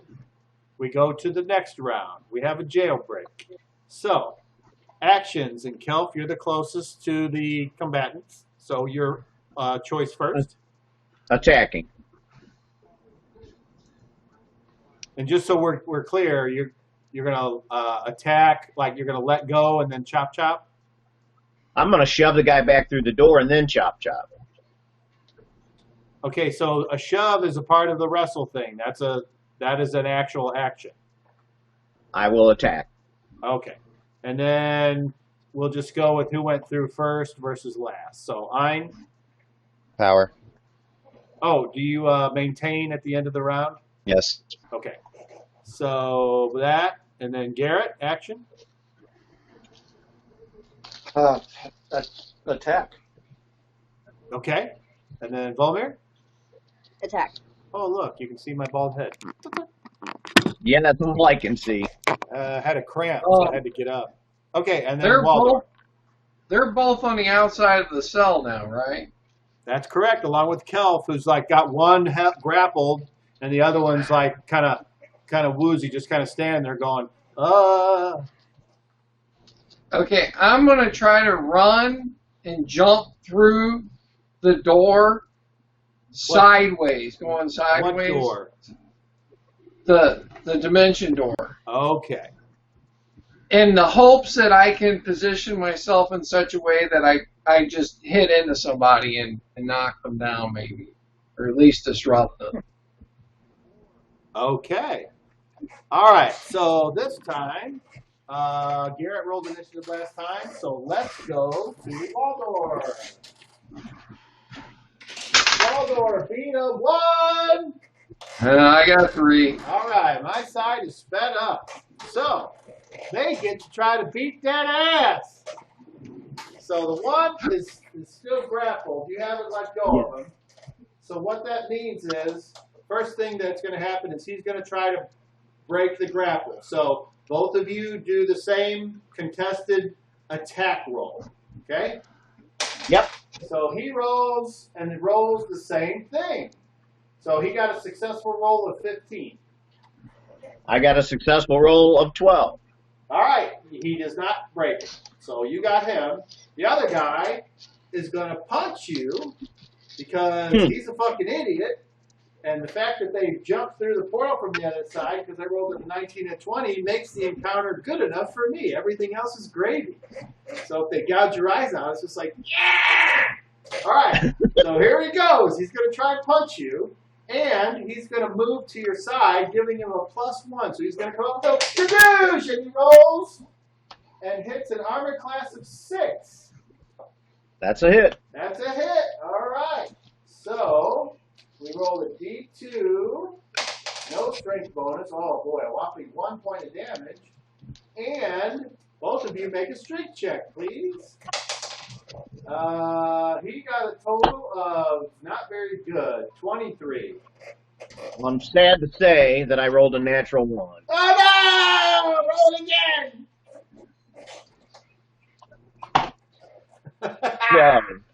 12. Okay, so that's plenty. Okay, so amazingly, you got the other guy, and he's like, but you say, whoop whoop, nuh-uh, and then the other guy goes, jab, right in your neck, and you're like, gotcha, and it breaks the hold, and you are knocked to the ground, and the other guy's like, oh. I'm knocked down, did you say? Yeah. Oh. Okay, so that was the winner's side turn. Meanwhile, you start to hear some voices from a place full of fucking guards. Blah, blah, blah, blah, blah, blah, blah. And you hear the commander, "Objection!" Okay. And then we go to the loser side of, the loser side of very fast, which would be power and move, but action goes before movement. I would like to use contact on who's the your target? one that the guy that punched Brother Okay. Kelf. We're going to call him Anus, and the other one is Andy. Anus and Andy. Okay. Yep. On Anus. I'm going to contact Anus. It's Andy ass. All right. Roll. Tell me what you're successful up to, and I'll tell you if that's a... I can tell you, though, these guys aren't very smart, and they're not very high level. So... I mean, because they're the same life order and it's line of sight, there's no, negatives. modifier. And so I rolled Okay. a 14. And what do you need? Yeah. And I rolled a 14, which is 17. 17. Okay. So you contact them. There you go. Pay the power cost, and there you go. All right. The lowest one or the middle or the second lowest? Oh, what's the lowest? Is it 1 to 5? 1 to 5. Is there one below that? No, 1 to 5 is the then lowest. That's it. All right. These guys are chumps. All Oh right. God, I hope I don't kill them. So we go to Waldor, who's like all in his robes and his little feet, and he goes kick sideways and roll a d20. 17. So that should hit an AC of 0. Okay, so you are you go through the portal and you're disoriented, and you already have a minus to hit because you're moving through a portal. So you kind of go through the portal and you kind of stumble and No. I should be stunned. I'm literally in the air. I jumped into the air before I went yes, through the portal. I know what you did, but you needed to roll much better than that, because what you're talking about is a small person with a move of half of a human who's going through. Immediately you're stunned, and you also have a minus to hit going through there, so it's just like throwing a bag of wheat onto a truck bed. You're just... You could have even hit him, and it doesn't matter, but you didn't. You jump through, and now you're like, dirk, dirk. As a matter of fact, with your crazy-ass move, I would like you to make a dexterity check, please. And me? Yeah, you. You know he's going to land on his head. Please roll one. Jordan around. No. 26. Okay, so you move through, and you move a whopping 3 squares. And so you're just on the other side of the portal, and you're like, I'm stunned. And the guy that punched Kel, he looks down and he goes, okay. Now we go to either Volmir or I already forgot what you were doing, Volmir. Oh, did you say? I forgot already. I did, but I'm wanting to activate Angloche. So you're changing your action? Okay, so you immediately bounce to the end of the round. Okay. We go to Garrett then. You're going to attack somehow. Tell me what you do. I'm going to go back through the portal, but I'm not running and jumping through. Okay. You're just going to kind of go through? Uh-huh. Okay. So you go through and you're like, and there's little yellow birds floating around your head because you're stunned, and you're like, okay, and there you are. And you kind of bump into Waldor, and you see this little fuzzy white-haired guy by you, and you look down and go, gay! All right.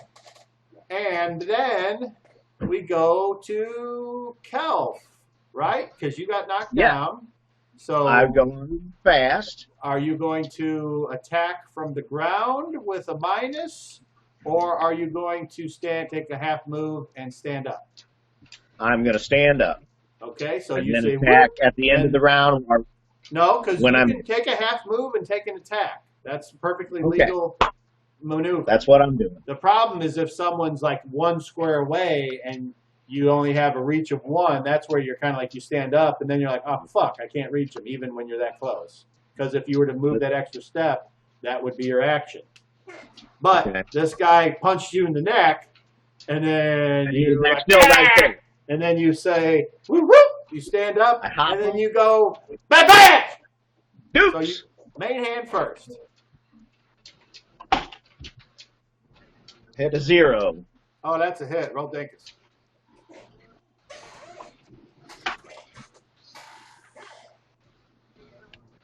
Eight, and I'm doing subdual damage, Cobb. I'm not doing lethal damage. Okay.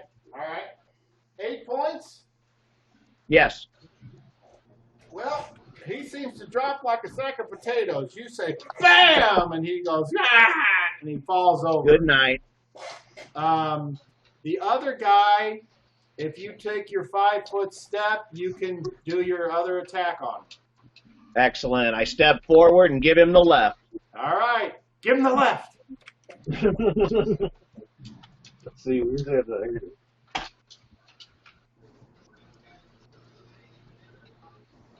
I hit an armor class of -1. Oh, that's a hit. Roll dinkus. Same deal. 6 Subdual. points. 6 points. Subdual again, or Yes, subdual. 6 points. Okay. Make a strength check, please. Beat a 25. Might have. I think it's 27. Well, Yep, that's 27. Okay, you knock him down in the square. So now he's at your feet. And that is the end of this phase. Now we go to the next phase. And that guy stands. Well, he doesn't get to stand yet. Oh, yeah, he hasn't moved yet. He just punched you in the neck. So he will stand up. And that is the end of his turn because he already did his action. And then we go to the next phase, and you can chop him with your main hand again. Very good. Give him the business. That hits a -19. That's a hit. That's not a -19. 7 points of subdual. All right. Once again, you hear a cracking sound like a buffalo protester as his head hits the fucking stone floor. All right. And the guards Garrett. come over and they look, and Garrett, and then at the end of the round, Volmir, do you still do the thing, or upon seeing everything being done, do you do something else?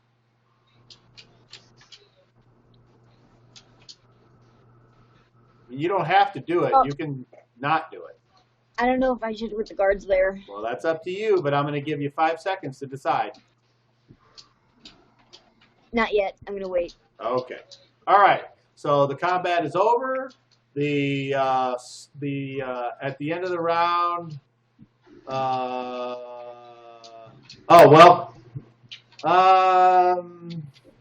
I don't know if you can make contact with someone who's sleeping or not. I think you can, but you'll have to double check me on that. But for the I'm time not sure being, about that. Are you gonna keep it? No. Okay, so you drop that, and then everyone that was stunned is now the round is over. You're not stunned, but there's no combat. So the guards quickly come over, and a couple of them are like, "Hey, good job. Roll me a charisma check with advantage, Kelp."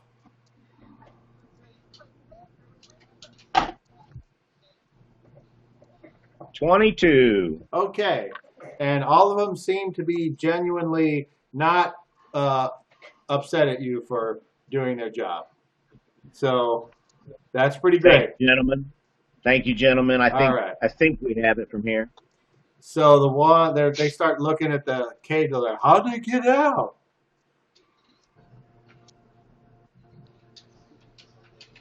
Where's the keys at? The commander comes down. He's like, "So you all right? What happened?" Well, we're fine. The gate. They got out of the cage. He looks at you,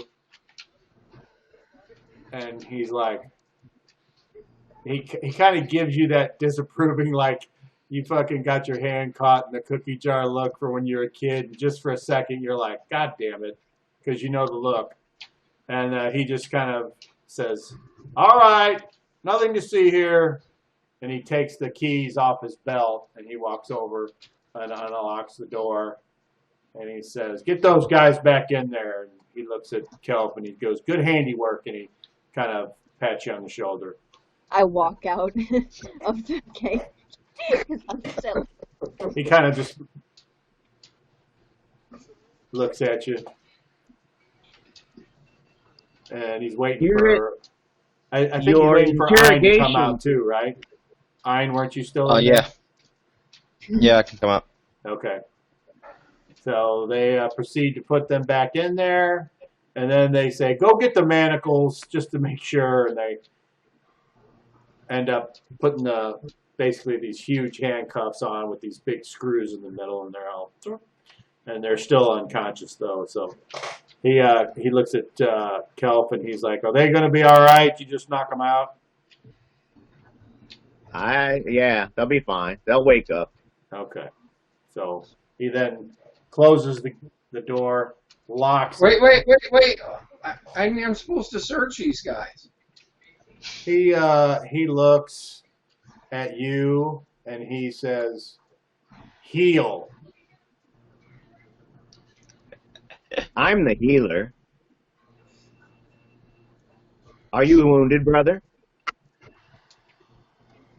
And he puts the keys back on his belt. And he, do we need to do anything else here, or have we caused enough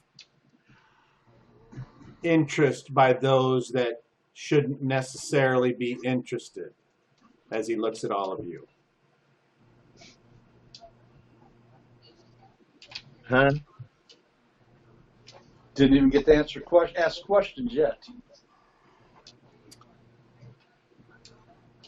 I would say come back tomorrow. I'll honor your wishes, but I will tell you, tomorrow will be too late. Well, I don't have eyes everywhere like forsooth.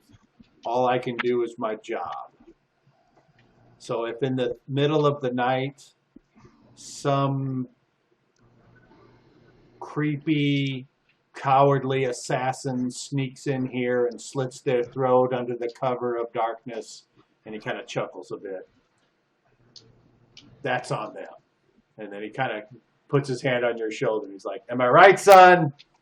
Not even understanding what he said. I'm just giving him a blank stare. Okay. Well, he seems oblivious to it. So he's like, "Well, either we go get some dinner, or I got work to do. I'll let you guys pick." I got work to do too. I'm starving. Let's eat. Mama's hungry. Eating sounds great. Okay. So he leads you all back over to the conference room, and you all regain all of your possessions. Apparently nothing weird happened there. The spear has nothing to say other than darkness is bullshit. And then the commander goes to open all the windows again, and he's like, "Light of forsooth. It exposes those which operate in the dark." And he says, "All right, we got this place down the street. I'm sure you're aware of it by now." And he proceeds to walk with you all, unless one of you wants to run off and do something. You all end up back at the inn. Go ahead, Cal. Waldor, I kind of put my hand on your shoulder and I slow you down a little bit. So you And guys walk kind of behind drift you. back away Yeah. from Yeah, the drift away. crowd. Okay. Just back a little bit from the group, and I think we should go and search that graveyard for the book. Yeah, I think we should too. But Should we make our way there, or the other Waldner ain't gonna like that. He's going to. the others didn't seem real hip on the idea when you mentioned it, so I don't know if you want to make them go too, or if you and I can take care of this.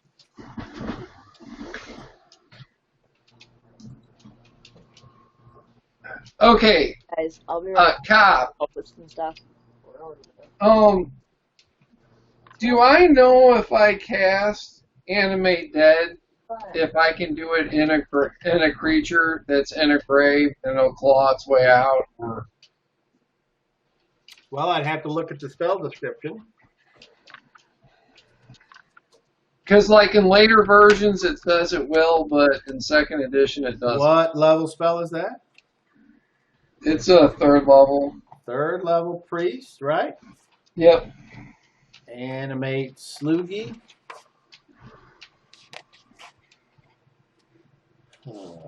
Let's see. Causes the remains to become animated and obey the simple verbal commands. So what I would say is you have to see whatever you're animating. Okay. All right. Because until you do, you wouldn't know what's in there.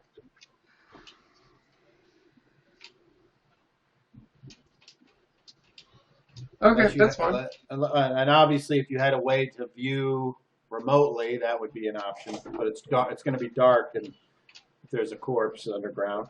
Okay, so is the conversation over with? No, or are you guys still going? No, that was going to directly relate Okay, to go ahead. the That's conversation. I think we have to. I think it's a must. But that dude's getting on my last fucking nerve there. If you don't watch it, he's going to take a dirt pass at it. The captain? The commander? Whatever the fuck he is. Worthless piece of shit. Yeah, he's not being very respectful, but we're strangers here. No, he doesn't like us. Yeah, No, he doesn't. yeah, we're not human, so we're Oh, the worthless race pieces card. of shit. Yeah. So Nice. You must accept they don't understand. yeah, it's more like he doesn't give a shit and thinks. I mean, Pursuit thinks that we should be wiped clean from the earth. So, unfortunately, right now I have to draw some of my power from him because he's like part of the duality here. There's like nothing else here to draw from. I'm trying to understand your position there. I've studied other philosophies that find the balance in life between the dark and the light. Well, so I understand some of what you're saying. Normally you pray to a god, you pray to nature, you're praying to a force. Well, here he's the only force, and he's stealing half of his force from that crown. Mm-hmm. Mm-hmm. So he's like the darkness, and he's stealing the power of the light from the crown. So that's how he's like trying to hold this make-believe balance that he doesn't give a shit about. And for a guy who claims that the elves supposedly stole the light from the humans and that's why they live longer, that motherfucker's a lich, and he's lived thousands, like probably 12, 20,000 years now. Well, who is he stealing his light from? Okay, I get it. Well, should we go now and should we dismiss ourselves and go to the place, or should we go on to dinner? Man, I don't want that guy to be around this. I don't want him to even realize. All right, What? let's go eat, and then we'll deal with it. So, All right. Sounds good. We'll talk more later. okay. Was there anything specific you wanted to discuss on the way there? Or do? Yeah, but the person I would discuss it with is currently missing from his chair. I bet you he's getting a freeze pop. I bet you he is. That or some alcoholic beverage. Yes. I can hear you, though. Okay, so he can hear you. So, Alrighty. you want to start a conversation with Garrett? And Yes. who, So- if anyone, will anyone be within earshot, or do you try to kind of get them off to the side?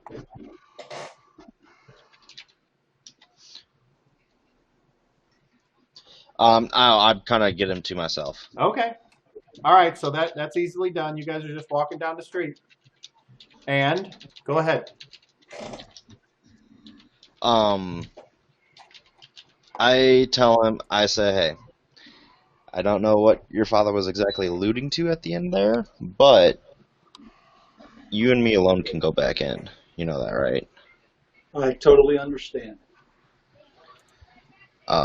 If we need to go back and question, that's perfectly doable.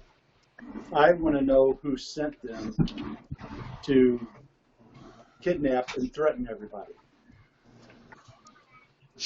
But if we don't have time, we don't have time. We leave in the morning. Yeah, I agree. I think we just need to move on. As much as I would like to figure out exactly what is going on, I don't think that's necessarily possible. I agree. So what we can do is just go ahead, go in, do what we need to do, and get the hell out. Correct. Okay, you guys done with that? Yeah, I think that's pretty much all I wanted to say. Sounds like it. Okay. So that leaves the commander and Volmir there. And so as you're walking, the commander turns to you and says, for one who appears to be with child, you are very fierce. Is this a trait of your people?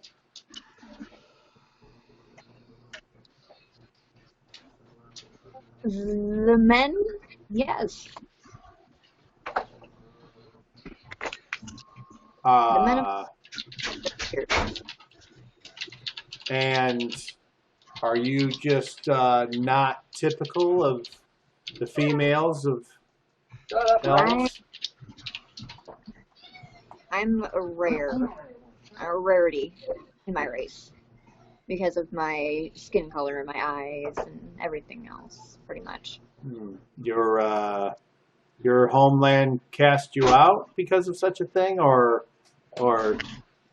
That just- is a long story. well, I don't mean to pry or bring up bad memories. I'm just trying to make pleasant conversation. That's all. It's other than my wife, I don't know if I've walked anywhere with a woman who hasn't been needing me for my official business for years, and I didn't have any girls to speak of, so you'll forgive me if I came off as forward. No, you're fine. This certainly is none of my business, but I'll ask. Where is the rest of your family, or the husband? Well, you know the situation that Garrett has explained. He's explained what he felt was necessary, and we came to an understanding that there are some things that are left unsaid. The father kind of, in a way, unintentionally got left behind.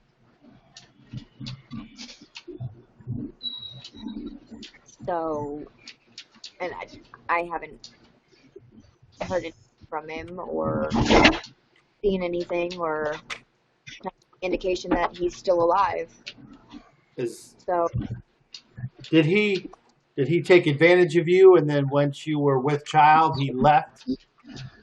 Nothing like that? definitely not. No. So if he was to come back, you would accept him and You're raise the child together? I mean, I would want some answers. Oh, but you might not necessarily take him back, eh? Hey, somebody's drowning her out. I think it might be you, Dan, if you're Dan, got that mute. door open or something. Oh, I closed it again. Okay. What'd you say, Valmir? I said it depends on his answers. And if he gives answers that you don't like, you are prepared to raise that child on your own? I am. See, that's my definition of fierce. If you can't find someone to count on that you can trust, then you go your own way. It makes me grateful to think that my son has found people he can trust and keep him safe. I would assume that he has kept you all safe in his own way. Would you agree? Yes. He's probably one of the best companions that ever. How do you find his command style?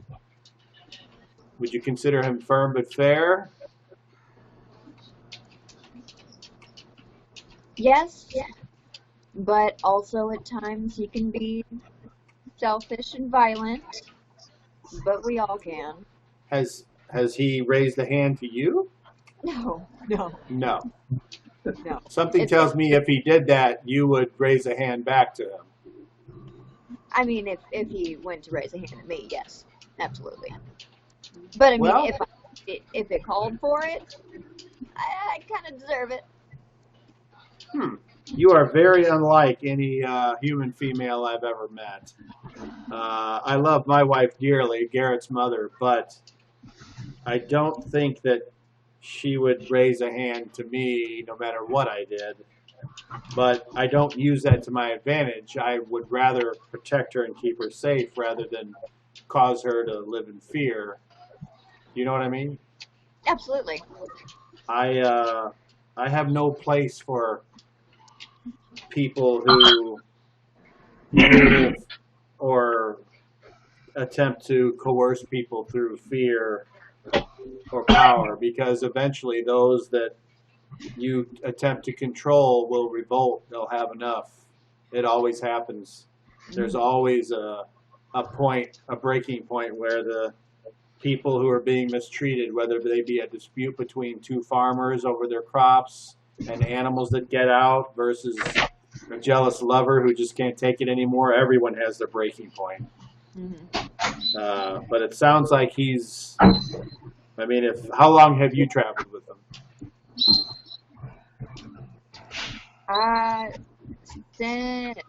Since I left my home. I mean, would you say years? Ran into him in Newstone. How did you manage to come to fight by his side against the giants? Well, we have been traveling together for quite some time. It's been so long that I've lost track. Are you aware of his mission? I am, yes. Do you think you were recruited by his authorities or those that set forth people to those types of things because of you just happened to chance find, or do you think you were recruited in some way? Honestly, I think it's just fate.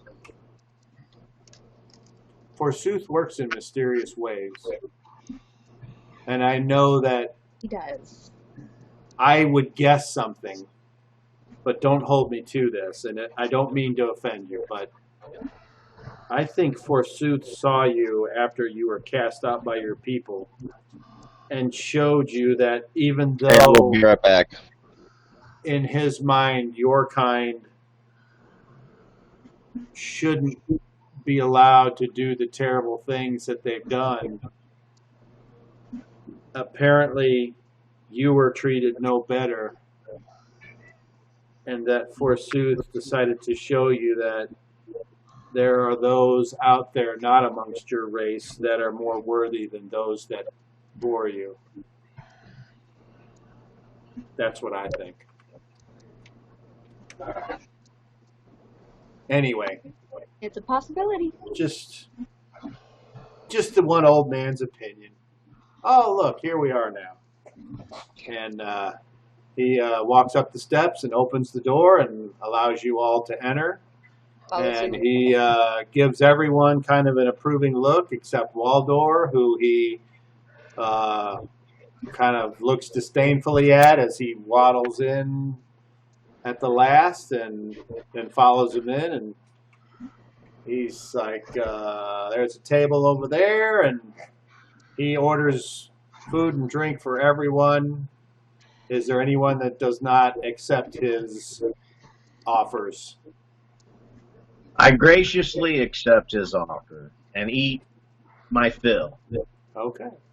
And is there anyone that feels or would like to use this comfortable, warm place as a place to talk to anyone else? Because if you don't, that's fine too. You can just enjoy the meal and make small talk about town life, and he's willing to tell you stories about what he knows about the town. And he mentions that Prime Declar at first was not welcomed here at all, but if Forsooth teaches one thing, it's that you should not judge a thing necessarily by what it looks like, but by what it is able to give to Forsooth's grand plan. And thus, we all came to appreciate the Prime Declar for what he was. So that would be the most noteworthy anecdote from the time at the inn. So, anything special from any of you at this time? I don't think this is the place to discuss grave robbing, so I won't discuss that at the moment with Waldor. Okay. All right. I lean over to Garrett. Does Okay. your dad know what I am? Good. I'm just happy you didn't talk about my childhood in front of everyone. Oh, hey. So anyways, Commander. You got any embarrassing stories? Oh, do I ever. Garrett was a rambunctious child. I can remember one time we had an issue with a steer that was being a little too aggressive with the females. And we noticed that he had a way of sort of getting the animal to calm down. Little did we know that when we told him to go out and attempt to corral, that he cut its back leg off. So we decided that perhaps we should turn his talents to a more acceptable direction, and we decided that he should attempt to become a soldier. And as it turned out, his mother and I think we made the correct decision, as obvious by the man that you see sitting at the edge of the table there. And then he kind of looks over at Garrett and he says, "You remember that song? I'd never heard a cow wail so loud in my entire life." I fixed the problem. You did. And Was it at least good meat? oh, sure. But man, it was a great cow. And if there's one thing you don't do with a great cow like that is you don't eat them all at once. And then he's like, "Ha ha." He thought he was clever. And then he's like, "Oh, you heard that one?" Okay. So, the mood is light. The place smells good and is friendly. Adele, of course, has to come over, and she's like, "Oh, Commander, I haven't seen you around here in a long time." She's like, "Oh my goodness, look and there's Garrett." Oh, and he says, "Adele, oh, you two met?" And she's like, "Well, yes, he's staying here." He says, "Oh, really? Well, I would hope that he would have the time to come by and visit his old pa and ma before he heads off on his secret mission." But I kid, Adele. He's a good lad. You could do a lot worse than that. And she goes, "Oh, I know." And then he's like, "Oh, Adele, another round, please." And he has this look on his face like, "Yeah, no, don't." So she kind of walks off and she kind of winks at Garrett and heads off. And then the commander's like, "Garrett, I think somebody likes you." There's some creek that we shouldn't cross, so let's just leave it. Once again, your youth belies your wisdom, son. Good for you. You don't want her to end up like Volmir. Then he's like, "Oh, I said that all wrong. I apologize." She's fighting for two. She is quite the warrior. She has my full respect. Mine as well. I think you all make a fine company. Would it be too much to ask if you guys have you have like a code name, or like what are you called? One has fallen, so our number is no longer 6. But before that, we were called the Savage 6. Your dad looks at you and he's like, "Son, for the first time, you're wrong. There are 6 of you." And he looks at Volmir. Well, that's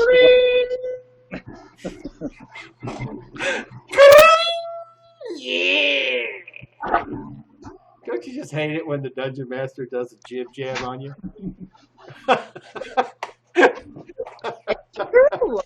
That's pretty common. All right. So dinner's had. The plates are cleaned up.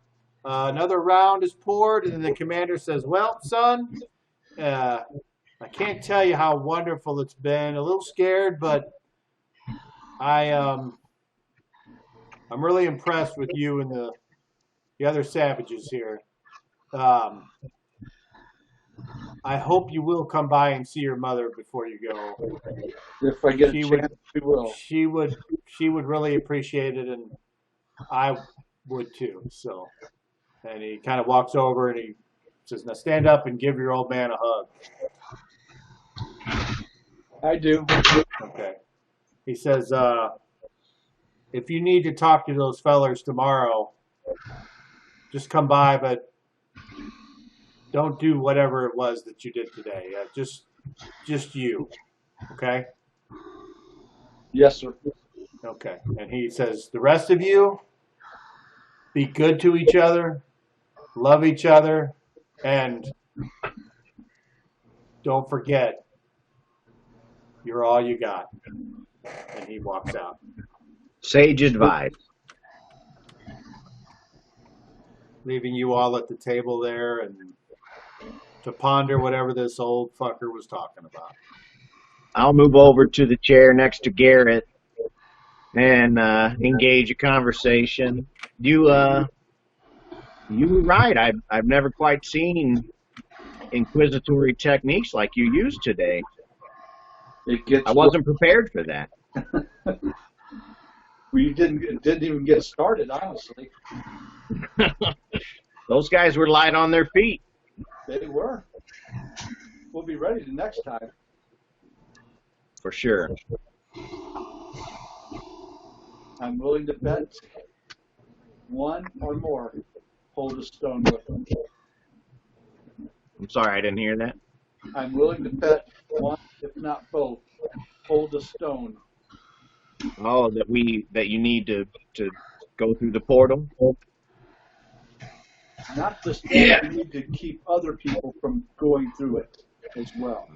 Ah, a key of sorts. We've been through 2 or 3 now. Wow. We have 3 weapons. Or maybe it's been 4 because we came through the first world and we've gone through the other ones. Hey, This is, I'm going to look at Master Kelp and say, where do you think one of those guys? this is not what it seems. The town that I'm This is from, my world. this town that exists now is not like it is from where we left. I don't think this is your world, Kel. I think you have been brought here and you don't realize that this isn't the land that you came from. When None of I them belong exited here. the cave, I guess something could have happened in the cave that I was in when I found the statue. If it's the cave I'm thinking about, did it have crystals? Do I remember, Cobb? It only has what I texted you. There was a statue at the rear of the cave, and I defeated some giants that were using the cave as a lair. Wait, what was the statue of? A golden god of some sort with horned armor. Boromir. That's where you got the crown from. What? There's just only one statue there now. Yeah. Yeah. I described the statue to the best of my ability, and I'm going to try to find a picture of it here so that y'all can see what I'm describing. Well, you got to try to describe it. Okay, it was a... Hold on, wait. figure. Before you do that, let me take a picture of something, and then you can just, because I'll have a better picture for you. So Okay. just hold on while I look for that. Huh. Hi. It's an armor-clad individual with, it looks like wearing plate mail, but I could be wrong. I better wait for the picture as he's instructed. Well, maybe that ain't where I thought it was. It was at the town of Anam, near the town of Anam. The gnomes were being plagued by the giants. I found their lair and defeated them, and found this statue at the back, and that is when I was struck with a mission from Cahulan, I think, or perhaps the statue All right. itself. Here we go, Daryl. I'm going to send you right now. Perhaps the statue itself has cast a spell on me, and I'm unaware. The events that y'all are describing make me wonder. All right, should be coming through any second. Yep, That's I'm here. there you go. All right. Is it totally different or similar to the other one? It's similar, but you'll see there'll be some outstanding details that you'll be like, oh, okay. Okay. The statue had a figure, a humanoid figure with golden armor and a bird's head almost, or a hatchet head with spikes. Oh, hey, Uh, that's the statue that we first remind, seen. reminds me of Horus. I don't know if you've heard of that religion, but and he was very muscular and a strong bipedal humanoid wearing some scale and plate mixed armor with black skin and wearing golden armor. But it was just outside the village of Anam. And that is when I wondered, is that what the crown looks like? Does Now it you all have can the... you all can hear this what he's saying. It's just so you're aware, right? It wasn't a secret conversation, was it? No, I'm talking to everybody. Okay, I'm just making sure. Go ahead. No. Sorry. I know what That's you about speak it. of. Dude, that's the things that keep plaguing you guys in your dreams. Is it?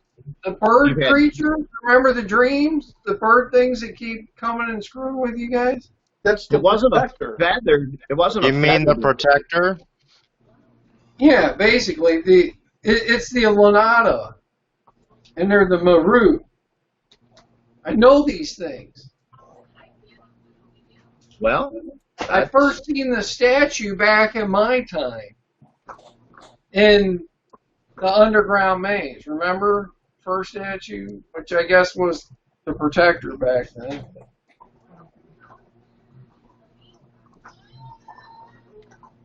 Cobb, is it okay to show the picture as I describe it to make anything clearer, or no? Make me a charisma check.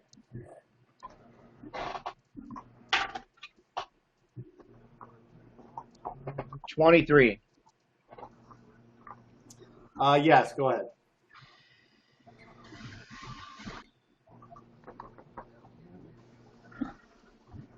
Yeah. Is that helpful? Yep. I know that. The dark skin, Where- wearing golden armor. Where was that? I know can it very command well. that thing.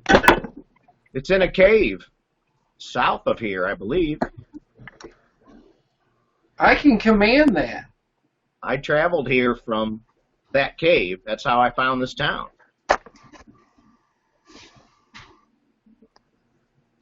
But I'm thinking perhaps if your portal thing is right and you think, I think this is my world. This is Skell. This is where I'm from, and I've lived all my nearly 2 centuries. But unless I'm under some glamour that I am unaware of, and Cahulan has allowed me to be led astray, I must believe this is my world.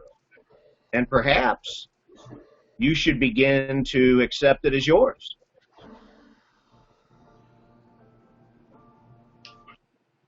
That's when I say, like I explained, this is not our land. Where we left, a dragon attacked, destroyed everything, killed the royal. The dragon is family, still here, by the way, just to let you killed know. the- It was dead at one point in the past. Yeah, no, in the future. We're in the past from where it was dead, and it died because of the underbugs. No, and it Or wasn't. whenever was, no. Yeah. That was the future. And the gentleman that just left here, every mannerism, the looks, the way he talks, is just like my father. But my father is a tanner by trade, not a military leader. My real father hates weapons. Hey, And his story would about you be mad if I being sent did away with him? to learn soldiering, it wasn't through that. It was through my grandfather that I learned this. So all the story that he's got is not the truth. What's odd, though, is about the cow. That is the truth. So would you be mad if he went away? We're not killing a man just because you like him. He once killed a don't. man just for snoring.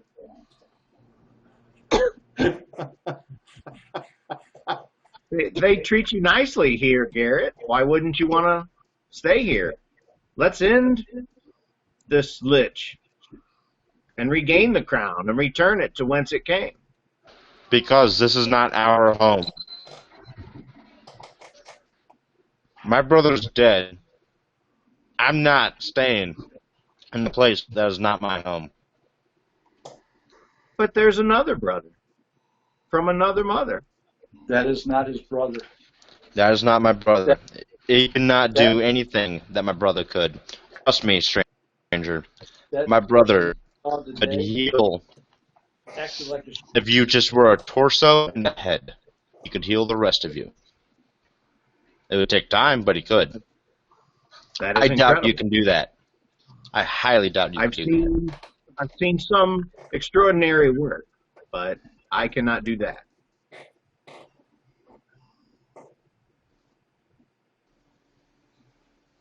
And this weapon was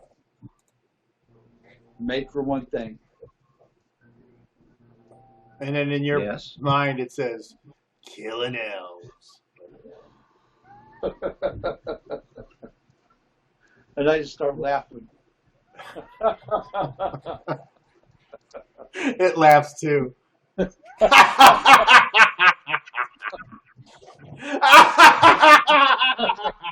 Garrett, you know there's a lot more when we go home, right? Cobb, I'm not trying to meta, but my character, it is made very well what this weapon was used for originally, and what it wants to kill. Master Kelp, basically what it amounts to, that dragon is going to kill me. I know that. The dragon is going to kill you? Yes, I can accept that. I know that. But I will take its life when it takes mine. A noble cause. Willing to give one's life for a cause shows dedication. And put it to you this way, I highly doubt that I will die to this fucking dragon. I highly doubt it. I will kill it. I will make sure it's dead, but I highly doubt that I wind up dying. And I'm fully aware that once when it's gone, and I have no other target, the weapon will take me over and force me to go after its original target, and I will allow that to happen. I'll be fine with everything once when I kill that fucking dragon to save my people. These are not my people. Perhaps if they die in one reality, the other is affected. There's some very nice people in this town. I think once we But it's leave here, not it'll my- be gone. I think once we do what we've done here, Well, and it'll be like all the other things. we tried to help and change things in the first place that we went to. Mm-hmm. After we were treated poorly for being men. Hold on. Go to the next place. Ein, hold on. Ein. You there? Yeah. All right. Does your facial expression change at all when he says that?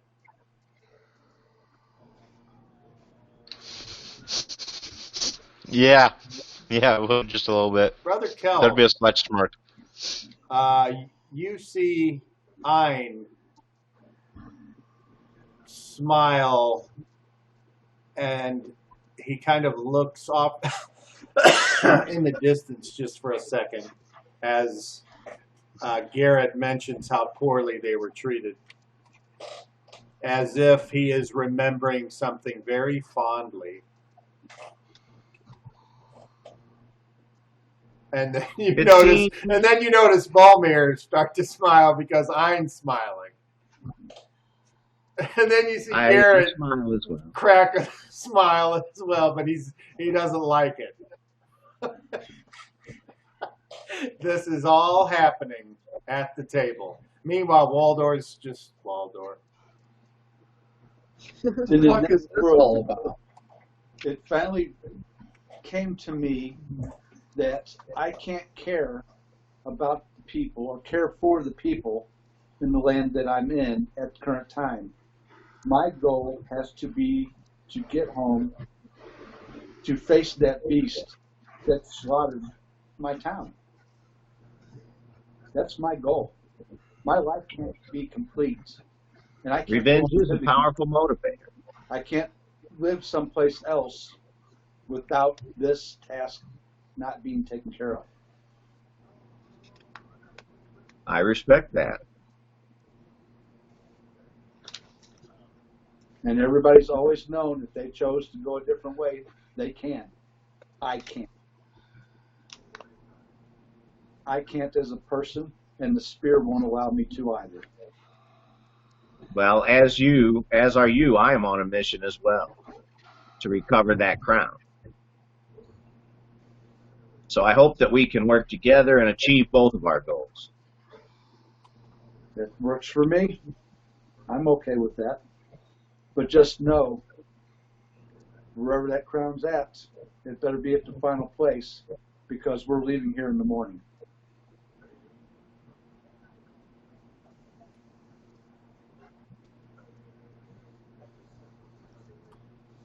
All right. Okay. So that are we done at the table, and you guys are finished eating your main meal of the day?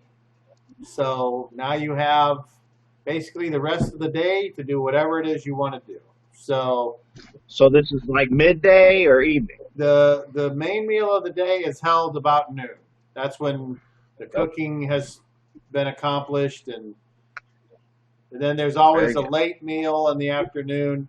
Well, for civilized folks, and that's where they just have the soup or the leftovers.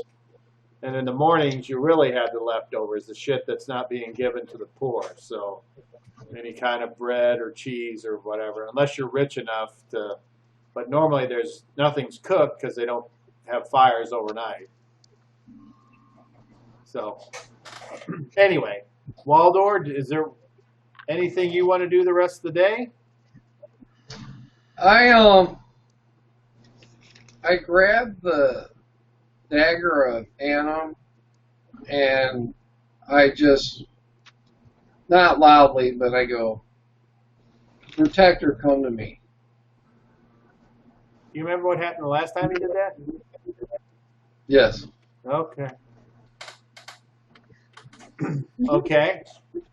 Garrett, any plans for the rest of the day? Does anyone have any plans for the rest of the day? Otherwise, we can skip ahead.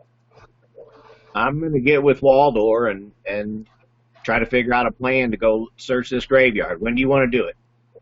Is it got to be nighttime? Is it any time? Okay, let's go do it. I think it should be nighttime. Hey, Volomir, feel like taking a trip again? I'm gonna try and do something before Huh? anything else. I'm gonna stay here and try and do something. All right. Okay. Yeah, I think we should be better off tonight.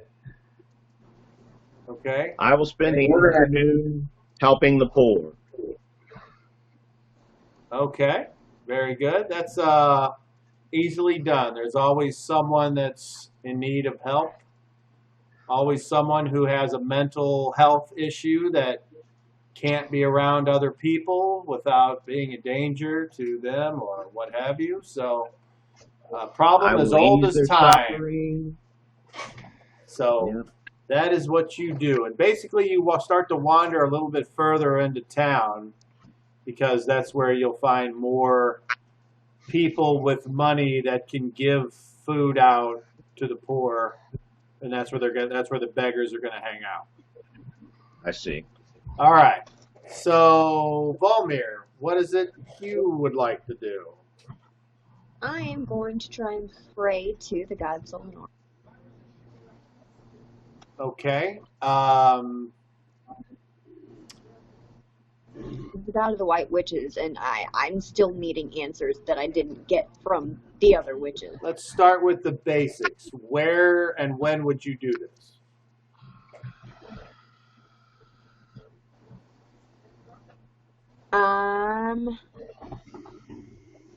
In a room alone. Oh my god. Probably, like, Look at this.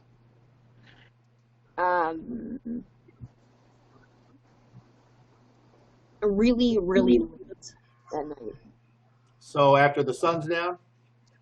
Yes. Okay. Yeah, way. All right. All right.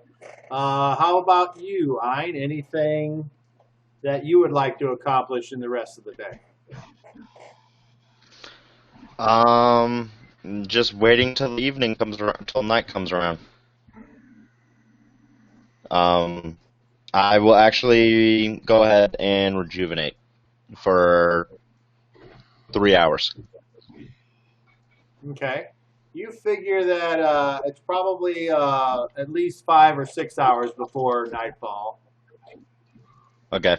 So if your plan is to do something once it's dark, then you'll be just rejuvenating and then what, hanging out? Yeah. Okay, and how about you, Garrett? I'm going to speak to Adele and say, I didn't know you knew my father.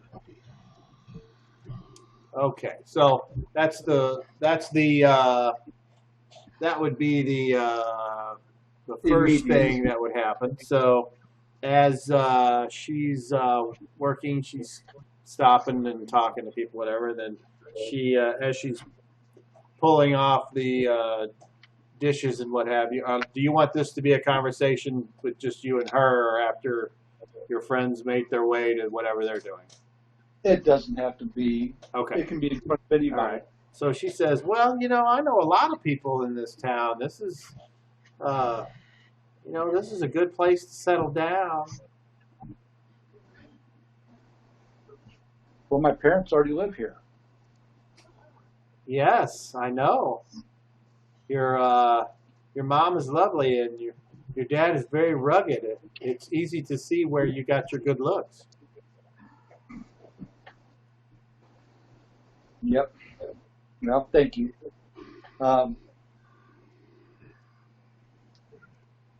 Just want to let you know we are going away tomorrow morning, and hope to be back very soon. All right, hold on a second.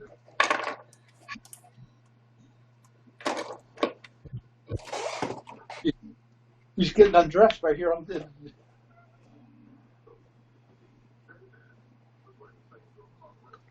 You scared him out of the room, man. Saw Cobb walk away holding his hip. Yeah. Did you see those legs? I've never seen something so white. I took my glasses off. I didn't want to see that. And yet you still were blind. Blinded by the light. Oh, hey. Okay. She,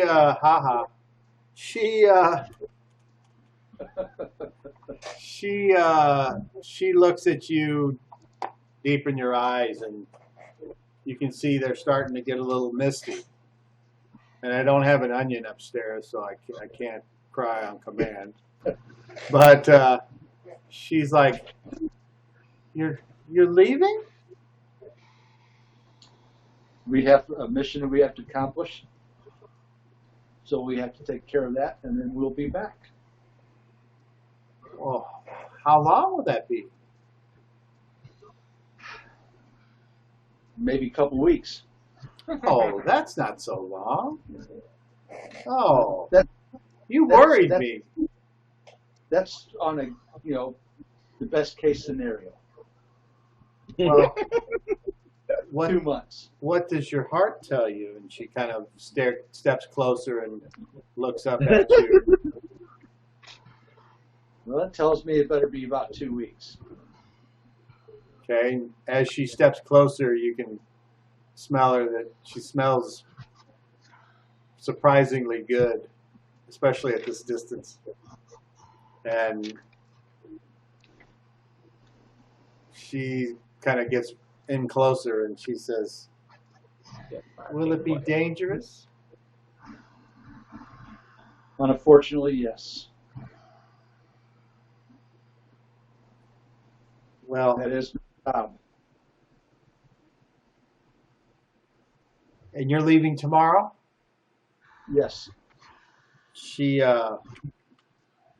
says, "Well then," and she kind of reaches down and she starts messing with this pouch and she pulls out something and she holds out her hand like this and she says, "Then take this," and she grabs your hand and kind of pulls it and presses something metallic, like something on a chain, into your hand, and she says, "I want you to be safe, and I pray that Forsooth will watch over you, and no harm shall come to you, and may he bestow his blessings upon you, and make your quest a holy one, so you may come back to me." And she pulls her hand away, and when you look down, you see on a chain the symbol that you remember from your parents' house on the mantle. She says, "Now wherever you go, you will take a piece of me, and you will know that Forsooth and I both care for you very much." She kind of reaches out and goes to hug you. You let her? Yes. So you embrace, and then she kind of pulls back and looks up at you, and she's giving you the, "Come on, give me the kiss" look. You plant one on her? Yes. Okay. And she kisses you, and she kind of grabs you even tighter, and then after a few seconds, it's time to stop, and then she says, "And hopefully you'll remember that too." And she kind of grabs the rest of the dishes and heads off. Just how long's the chain? It's like would go around your neck. Then I'll Put go it. ahead You now. put it on. Yes. Okay. I need you to make me a wisdom save, please. Wisdom save or check? Oh, I'm sorry. Save versus spells. My bad. Nat 20. Holy shit. Okay. That's like 12 above Sure. what I need. Yes. Even with your negative jam. Okay, so you just for a second, there's this feeling of like warmth and safety, but then your spear, like you feel something poke into your neck, and your spear is like in your hand and it's jutting up and it's poking through the thing, and in your mind you hear, "That fucking bitch, get rid of that now." What is it? What do you think it is? It's a fucking Forsooth's symbol. If you want to should be happy. succeed, I'm happy, but you're not keeping that shit. What? All I told you was what I couldn't do, but that doesn't mean you get to go over there. Plan's still the same.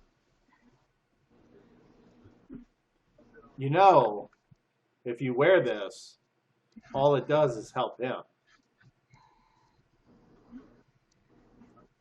Okay. So I'll take it off and I'll shove it in my pocket. Okay.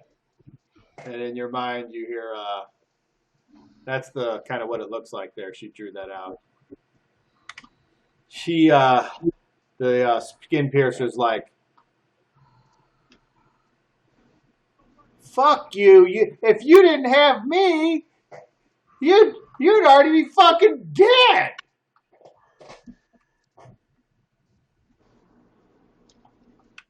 Maybe. If it wasn't for me, you'd be in the ground like fucking zero. If it wasn't for me, you would have nobody also. It's only because I picked you.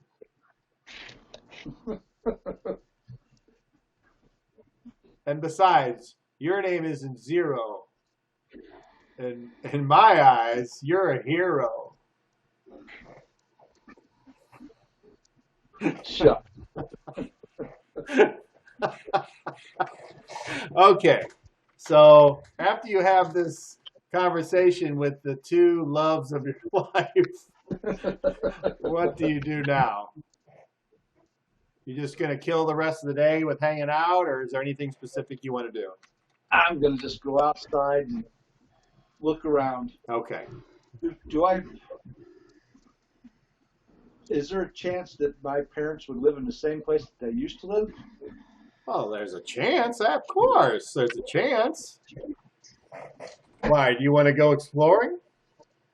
I was going to go see if my mom was home. Okay. All right. So, I don't remember if I asked, but Ein, was there anything you were going to do? Rejuvenate and wait. That's right. Okay. So, all right. So, I need Kelf and Garrett to both make. I need Garrett to roll a d12, and I need Kelf to roll a charisma check. Please. 7. 24. Okay, so to sum it up, Kelf, you are pretty well received by the poor. Of course, you would be because you are providing a service to those through either your healing arts or perhaps just comfort or whatever. Very good. Nothing apparently goes awry, and after a while, you're like, I do not preach of Kahulin while I serve. okay. And then after a while, you realize that the sun is starting to go down, and perhaps being out by yourself may or may not be the best idea. I get back for the evening meal. Okay. Garrett, you go visit, and as luck would have it, you go to your old house, and it looks pretty much the same. It's got the house and the farm and the chickens and the animals, and it's got the little ravine, cow. and there's the place that you killed the pig, and over there's the place that you chopped the leg off the cow, and over there is where you tortured the cats. And when you go there, your mom is overjoyed. Do you remember her name? Yep.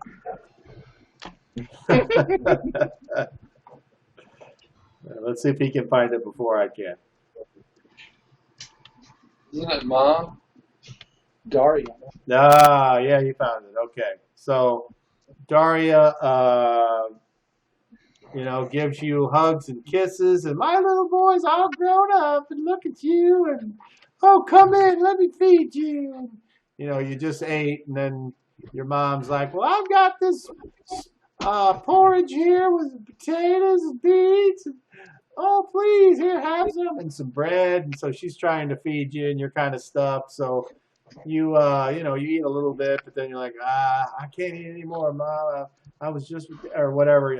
Is there anything other than reminiscing about old times and her? Like she asks you how you are. How much do you tell her? Just basic. That's been real busy. Keep getting moved from here to there because I'm doing my job well enough. And just happened to be back in the area, saw Dad, and figured I'd stop by and see you too before I have to leave again. You mention anything about the day's events? Mm, well, I'll just kind of look at her and kind of do a little bring up Adele's name. Adele, huh? Oh, now she's all up in your grill. And yeah, so she's basically trying to convince you that you need to go for that. And you're going to have a hard time finding somebody that's that hard of a worker and can provide you with that many children and all kinds of shit. So do you play along or do you push back on her narrative? No, I play along. Okay. And then after you've been there for several hours, your dad comes home and he like settles in and you guys all have a conversation and your dad doesn't mention your mission or anything and the conversation stays light and Adele is brought up once again and all he does is raise an eyebrow. That's it. And then you can see the sun is starting to set through the window. Now, I'm telling him I'm going to go ahead and head back to town. I need to get a lot of rest before tomorrow morning. Okay. So she goes to hug you and kiss you when you go to leave. Do you let her? Yep. Okay. And when she does that, that's your mom. There's no way that's not your mom. Everything about her mannerisms, the way she talks, it's your mom. There's no doubt in your mind. You can say that's not your mom. That's your mom because this is the reality you're in, and that's your mom. So, do you in your attempt to remember that this might not be your reality, do you attempt to not allow yourself to have feelings for this woman, or do you allow yourself to give in? Because it's giving me a chance to feel like I'm actually at home. Okay. Well, she certainly makes you feel at home because just as you left all those millions of years ago, she gives you a little bitty sack with some food, and it's got some jerky and some cheese and bread and some other crackers and what have you. And she's like, I'm so proud of you, son. You can't. Your father and I just are so overjoyed, and please be safe and come back to us. You're just the light of our lives, and we can't imagine how we would even bother if something happened to you. I'll do my best. Okay. Now I need you to save versus spells, please. At disadvantage. That is saved by 6 on that one. Made you cry. And saved by 1. Rolled a 9 on that one. All right. Very good. So you take your care package and head on out. Go back to the inn. Yeah, before I walk out, I look at my father and say, keep your eyes open and be safe, Father. He says, you do the same, my son. And head back to the inn. All right. So that leaves Kelf and Waldor to go about their skullduggery. Please carry on. All Well, right. I was doing something else while he stated I was he at didn't. home catching a nap. I was up and Okay. up I there was under catching the a nap. impression he was basically waiting for you to come back. That's unless I misinterpreted that. Okay. Yeah, but yeah, I'm just taking a nap while he comes back. Okay. So I'm refreshed for the nightly tryst. Okay. So you come back and the smell of soup hits your nostrils, and when you exit the room, you can see Kelf is walking in, and he appears to be in good spirits and seemingly okay. What you guys hook up and then go make plans, or what do you do? You can go ahead, Dan, take the scene. So I come down out of the room and I look around. I see you guys. I guess you there. So I come over. I'm like, "Do you like to eat before we take a trip?" I can skip. Let's go. Is it dark yet, or is it getting dark? Sun's falling. Yeah, it's not dark, but it's like the sun is setting over the forest, which means you have long shadows. Probably an hour of light left.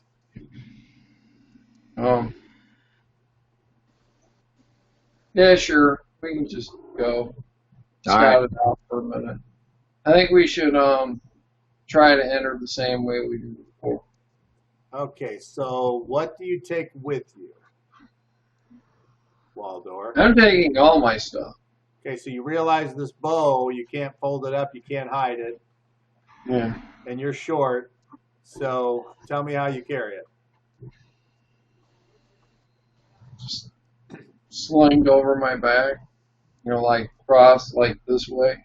Well, now you know it doesn't have a string. Oh, it doesn't? Nope. Oh, I didn't know that. Basically, you got to carry it with your hand. You can try to tuck it into something, but with as small as you are, it's too fucked up. So is it a short bow or a long bow? It's a short bow. Okay. I have this leather strap. Maybe I could attach it to the hood of your cloak so that it lays across your shoulders, and that would free your hands up. Yeah. Try that. I'll try that. Try to All secure it across his shoulders, basically attaching it to the hood of his. Okay. With a couple leather strips. Roll me a d20. Rolled a 10. Okay. So you attach it. A short bow is probably like, how tall is a short bow, Daryl? 3 foot, you think? Yeah, probably. So Yep. this thing looks like a yoke on him. So You think that'll be a comfortable carry for you? It's gonna make it look weird, if that matters. It's gonna make it snag on things. That's kind of why people didn't wear in medieval times their sword on their backs, because it would get in the way more often to just live. It wasn't because you couldn't necessarily pull it out, but it's because doors and sitting down and just it was just easier to have it at your hip. And this is along the same principle. Well, that's up to him if he doesn't. I mean, he's allowed to wear it that way. I'm just letting you know it's obvious that if he tries to go through a door, if he tries to sneak anywhere, it's just a thing. You're just gonna have to carry it. I don't know. Have you seen him with his specially made foldable bowl that kind of comes down? He has not? Okay. I saw him lay it on the table. Okay. So when he laid something on the table, it just looked like a bunch of wood that was kind of together, like a bunch of sticks or something. Yeah, okay. It's made to look like something else. Very good. All right. So anyway, you can do whatever you want to do with that information, Waldor. So, hey, maybe if we tie a strap, that strap around the middle of it, and and then loop it back to the middle of it, and then maybe I can hang it across my back that way like a sling. I'll try that if I have enough. You're going to attempt to fashion something else? Okay, so you can work with it long enough to where it'll... Will this get in the way of it operating, though? If I tie on to either end like this, is it a magical string that appears when you use it? Well, no. Yeah, it's going to appear, you're going to tie it in the middle here, like where I would normally hold it, like one above Okay, my just a hand, loop. one below. Yeah, A loop. And then I could throw it like a sling over my shoulder. I will attempt that. All right, so it's still 3 foot long, and how tall are you, Waldor? 3, 4. So, I mean, as a DM, I can only say, imagine a 3'4" person with something that's 3 foot long being slung on you somewhere. I mean, so I'm not trying to be a hard ass. I'm just saying. No, it's one of the reasons why I didn't want this thing to begin with. I'm just trying to be a little bit realistic, at least. So, no, I understand. It's like I didn't really want. So, are you sure you want to take this with you? Give it back to Ein. Yeah, I'll go drop it off. Fine. Okay, so you take everything but the heart needle. Is that correct? Right. Yes. Okay. And Kelf, do you take everything as usual? I do. Okay. So, you guys start to walk. Do you wait till sundown, or do you go ahead and head on down at the witching hour? We're gonna head down. All right. So, So, Agonomy and a Kelf are walking through town. Please, Waldor, roll me a d12.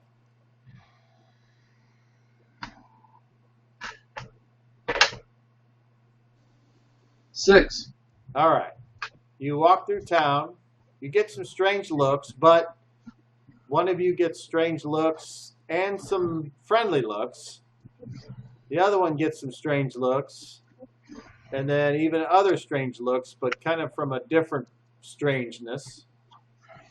And then there you are at the cemetery. So, do you approach the cemetery and go in the front gate, or do you we're going to go in the some same other way way? we did last time. We're going in the same way we did last time. All right. So we don't see anybody. Head off into the woods.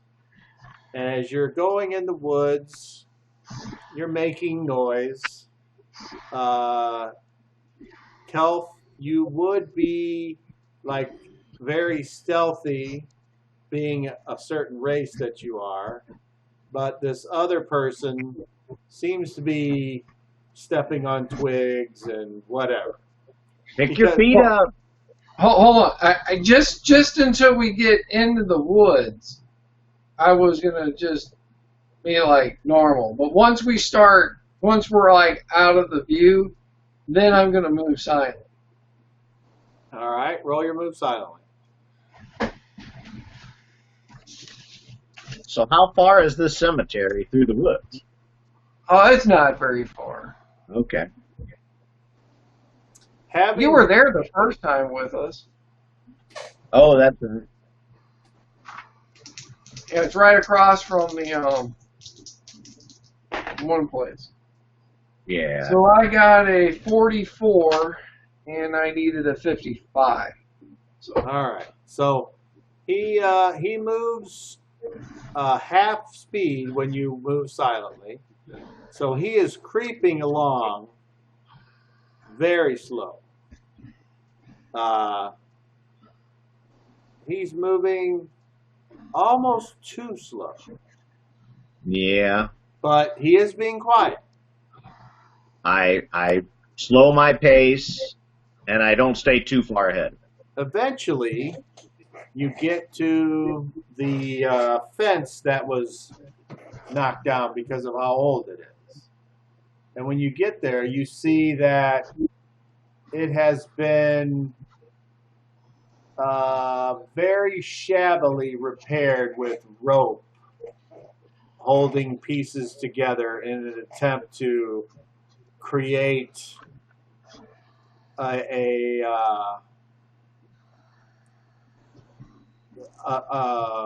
continuous fence. So, what do you do now? I'm looking around first. Dude, can I tell if anybody's in the Make a the perception shack? check. That's a 30, right? It is.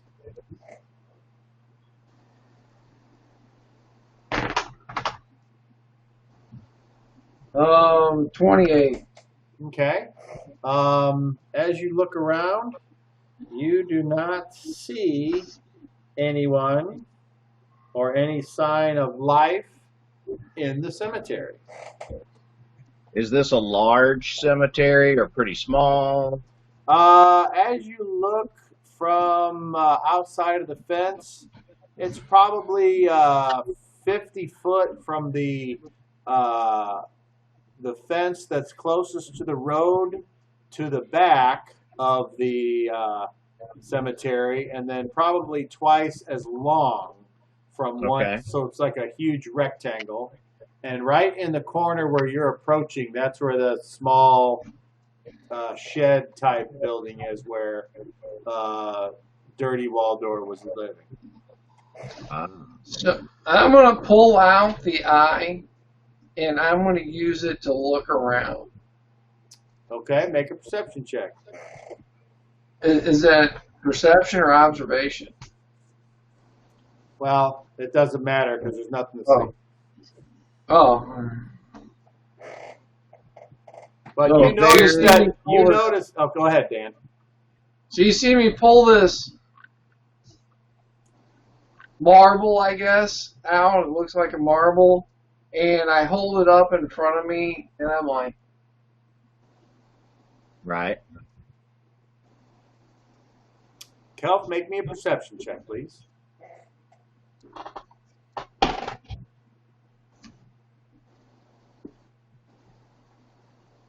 $35. It looks like he's holding an eye. Wow. I've seen a lot of implements used in spell casting, so I must assume that he's got some sort of component there that he's using to channel his wisdom. All right. Upon seeing nothing, what's next? fuck, I Is don't there- see them. Damn it. Is I was there a hoping large, that- like a central tree or boulder or a natural form of something that, like, is in the center of the cemetery? Or Let's anything see. of that The way I nature? remember drawing it out is there was a bunch of knocked over and dilapidated headstones, and there are a few trees.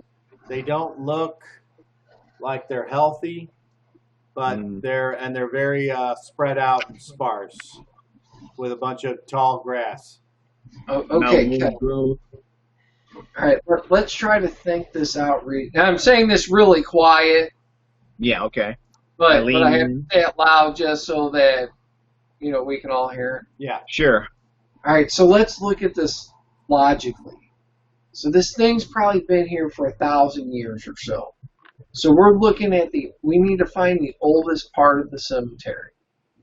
Mhm. And the thing is dark magic.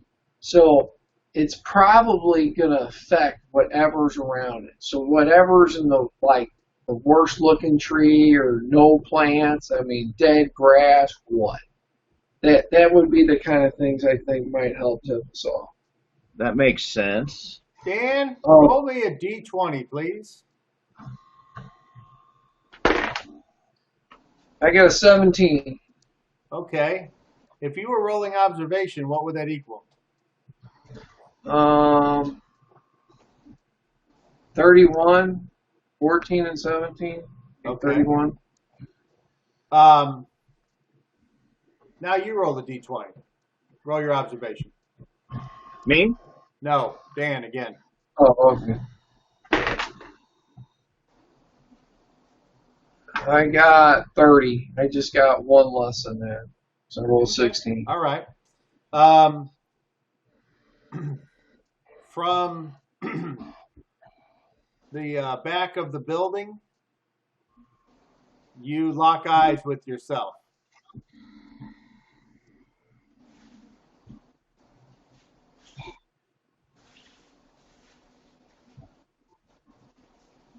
Does he say anything? No, he's just scowling. So he definitely sees me. Well, it certainly appears that way. Okay. So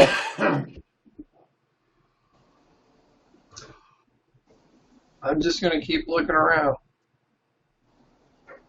Okay. I'm going to cast a spell. like he doesn't like. Okay. So you continue to look around as if you didn't notice that he was looking at you. Meanwhile, Yeah. Kelp was casting a spell. I take my holy symbol within my hands and hold it before me and look out upon the cemetery. Great and wise Cahulan, lead me to the emanations of evil and help me to detect the wrong, out of place evil that lies within this cemetery. I'm casting Detect Evil. Okay. You didn't And gather what is that. the range? It is a 10-foot path by 120 yards, Ah, and okay. it lasts for about 7 turns. Okay. So as your eyes kind of start to mist up a little bit, and you look in that 10-foot path, and I think can't you turn like a certain amount around or something with that? I can spend a round concentrating on one area and then move and concentrate on another 10-foot by 120 yard Okay. path. So I'm like doing down one row of graves and Okay. looking. Very good. Okay. So the first round, you look and you don't detect any evil in the first round. Okay. So meanwhile, Waldor, what are you doing?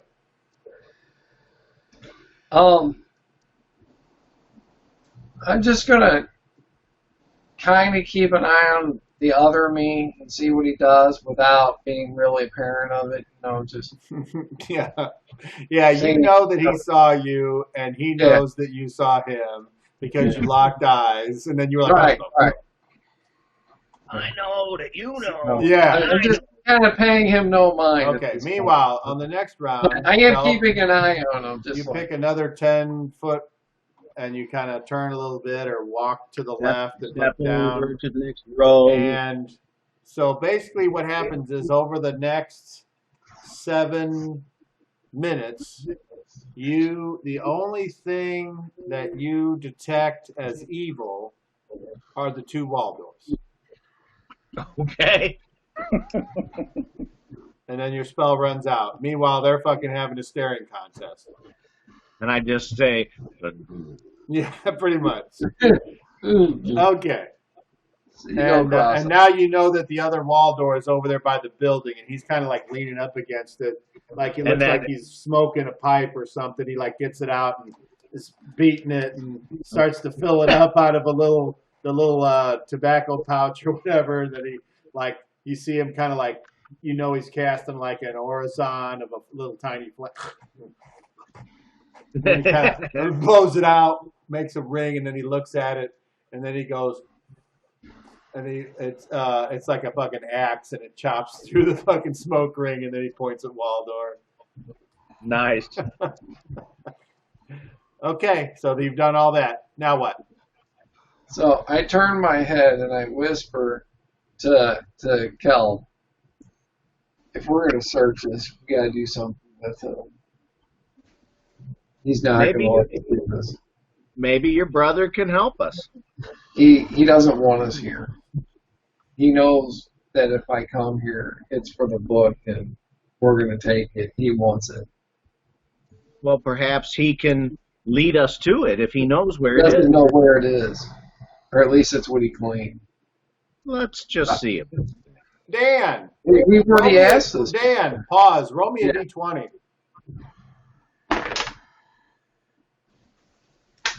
That What'd you get would on your be D20? huh? What'd you get on your d20? Oh, a 10. Okay, and what do you get when you add that to your read lips? Oh, read lips. 22. Okay. You you look over. I turned away from him though to say that. That's okay. Maybe he's reading Kelp's lips. You don't know that. Okay. All right. So you see him go, or you hear him because your back's to him, but Kelp, you can, with your elven eyes, you can kind of see a little bit of off in the distance. He's like, yeah, I don't know where it is. I go toward him. I You go up approach. to the fence. I go up to the other wall. Okay. I Well, you approach. got it. Now you're outside the fence. You have to either get past the fence in whatever way you deem is appropriate, or stop at the fence and talk to the guy. I mean, the shed's Okay. only like 10 foot away from the edge of the fence. Yeah, So you don't great. have to yell if you Okay. choose to do that.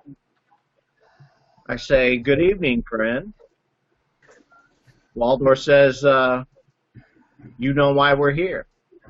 Of course, I know why he's here.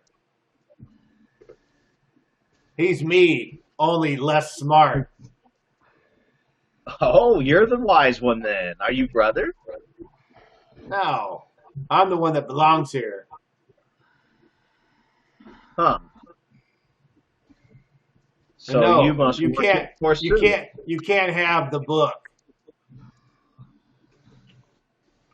Why not? because that's what I would want. So no, you ain't getting it. And then he looks past you and goes, "You ain't getting it, asshole. Just go on back." I begin Casting a a spell. casting. Yeah. Okay. got Is Try and there find a somatic? Yes. All right. So let me see this first. Okay, no, that's a 7. So he's not surprised. So actions. You're casting a spell, Yes. and he is going to do something. And then Waldor, do you have an action?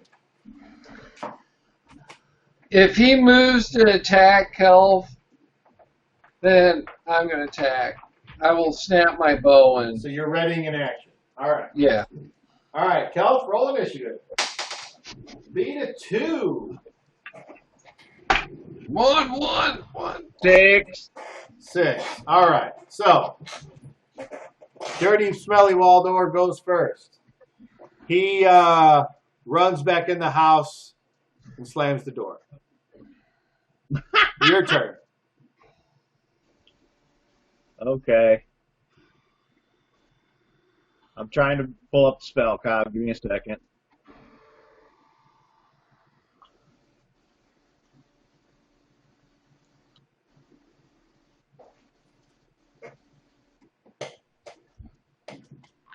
Nope. No. Okay. It's verbal and semantic.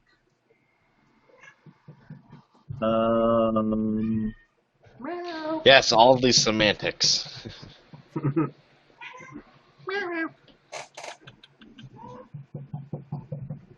What's the matter? I will hop the fence. Well, hold on now. What do you not cast the spell? I want to cast Thought Capture. But it's saying it has a range of 0, but it doesn't require a touch. So I'm trying to figure it out. Thought capture. You said it's thought cap? Where is that? Does it say where that spell is? Page 643 of Volume 3. Well, I mean, does it say it's in the player's handbook or? No, No, it's in this it's book. Yeah, it's in the compendium. But those don't say what book it's originally from. Volume 3. Volume 3. No.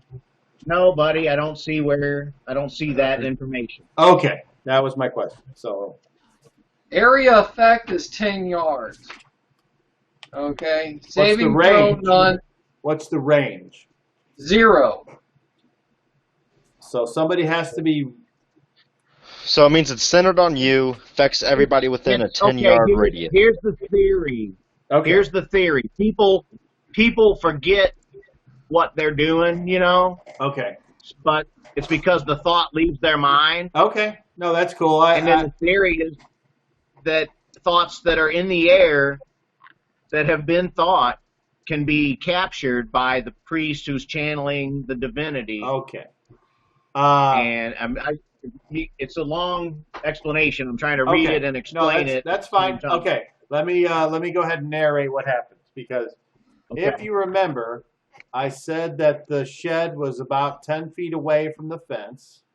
Right. And then he got initiative, so he moved 3 squares and went through the door, because when he runs, he can move at 6 squares in a phase, okay, without making a strength check. So then, if you choose to cast that spell, what I would tell you is, unless that is a first level spell, I would just pick a first level spell slot and burn that versus burning a higher level spell. No. Hey, Kyle, it's got. It doesn't require him It's to not be the there. target. He is not the target. The thought is the Oh, target. I see. Okay. That has escaped his mind. Okay. That he has thought of and broadcast into the realm of the other. Now I understand. So the range is 10 feet? That is the area of effect. 10 yards. The range is 10 yards, which is 30 feet, which is 6 squares. So you start to pick up thoughts in this area. And the thoughts you pick up are these. Without even reading the spell, I'll just say what I think you would get, and then, but it's like this. This motherfucker's not getting the book. I don't know why this weird-looking stupid elf is even with him, because the elves, how this motherfucker is even allowed to be here right now doesn't make any sense. Oh shit, he's casting a spell. Get the fuck out of there quick. And then you pick up the thought of, I made it. Fuck him and fuck the friend that he brought. Okay. Okay. All right, so I go, well, what did you do? I was trying to pick up his thoughts and read his thoughts that have slipped his mind or been uttered and brought into the realm, but all I get is hatred towards you and fuck us, and you can't have the book. Wait, so how far back can that go? How can you use that? It's just what's right in the now, in the immediate vicinity. I was going to say, maybe we could use that like where we think it is to see if we could catch an ancient thought of where it was buried. Sometimes I can see visions of a creature that died. I would think that this would be a very noteworthy event if being hidden here. The strongest thoughts in the area are usually the ones that will sink into my mind.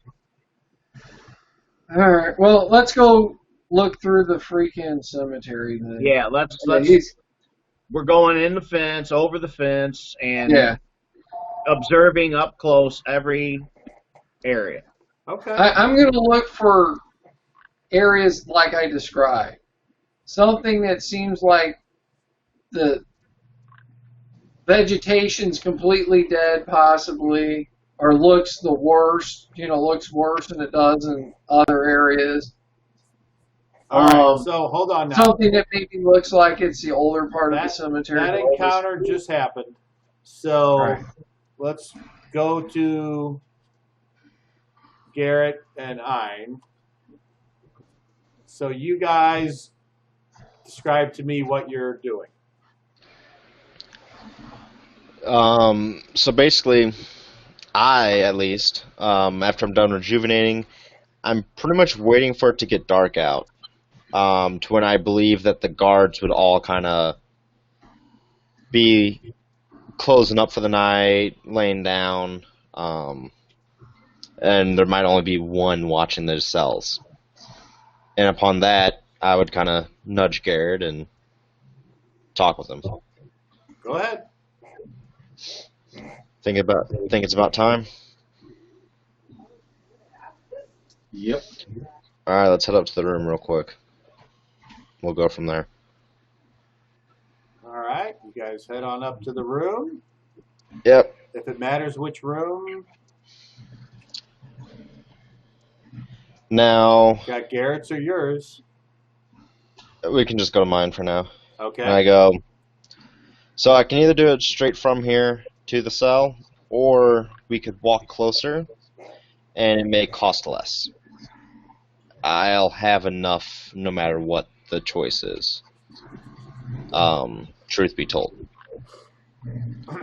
So if you want, just try and stay hidden. We can do it straight from here into the cell, since I've already been there. And don't forget your weapon. If a guard comes by, I can shoot. I don't know how I can get you to go away, but I know how I can be unseen.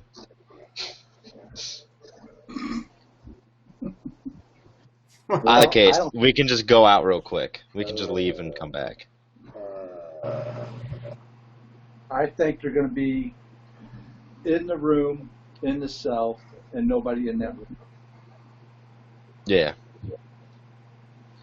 So, Do we need to take light with us? maybe, yeah. Probably. I have one sword.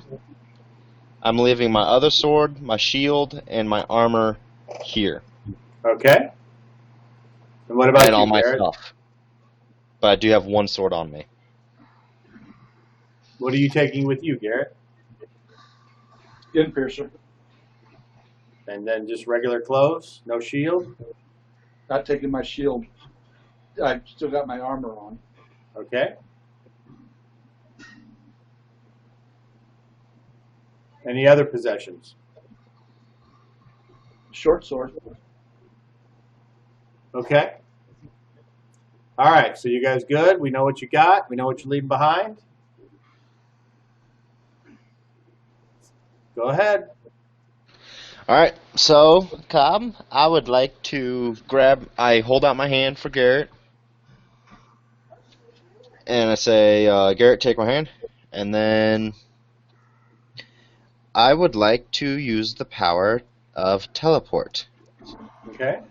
My target is inside the cell, inside the cell where I was earlier when I used the dimension. You're trying to teleport into the cell where you think that the prisoners might be. Yes. Okay. The last one I saw them in. That I myself was inside. You'll have to tell me my is it within 100 yards? No. Within 1,000 yards? Yes. Okay. So, I know what I need to roll. I need to roll a 13 or better. And I rolled a 6. Sounds like a so success. with Garrett firmly, Okay. we And how much does that into cost? 30. So with Garrett, 60. Okay. So, And of my pool, that's a drop in the bucket. Okay. So Actually, it's not. It's like a third, but still, it's not that much. the dimly lit room fades, and just as quickly you end up in another dimly lit room, but not with a wooden floor, but a stone floor. And there's a slight breeze that wasn't there before. And there's a very, very low light that is nowhere near you. You have a difficult time seeing, but there certainly appears to be two bodies laying on blankets on the floor. It's so dark in there that you can't really make out if these are even the correct people or if they might be corpses. Now, I would like Garrett to roll a D20.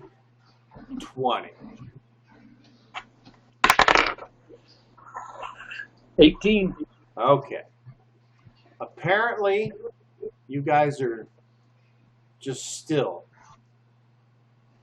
And only sounds you hear are occasional, like a echo coming from further in the building, or perhaps from the upstairs second floor.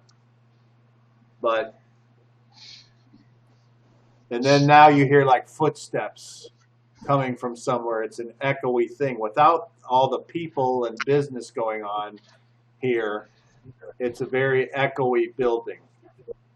But where you guys are, it's quiet, and now you can hear not only your own breathing, but the breathing of the two apparently alive, unknown people on the floor. And your eyes are having trouble still making out because there's no source of light anywhere near you. But you feel like you're in the right place. Garrett, and I'm whispering. I go, so Garrett, it's really fucking dark. Like the lantern.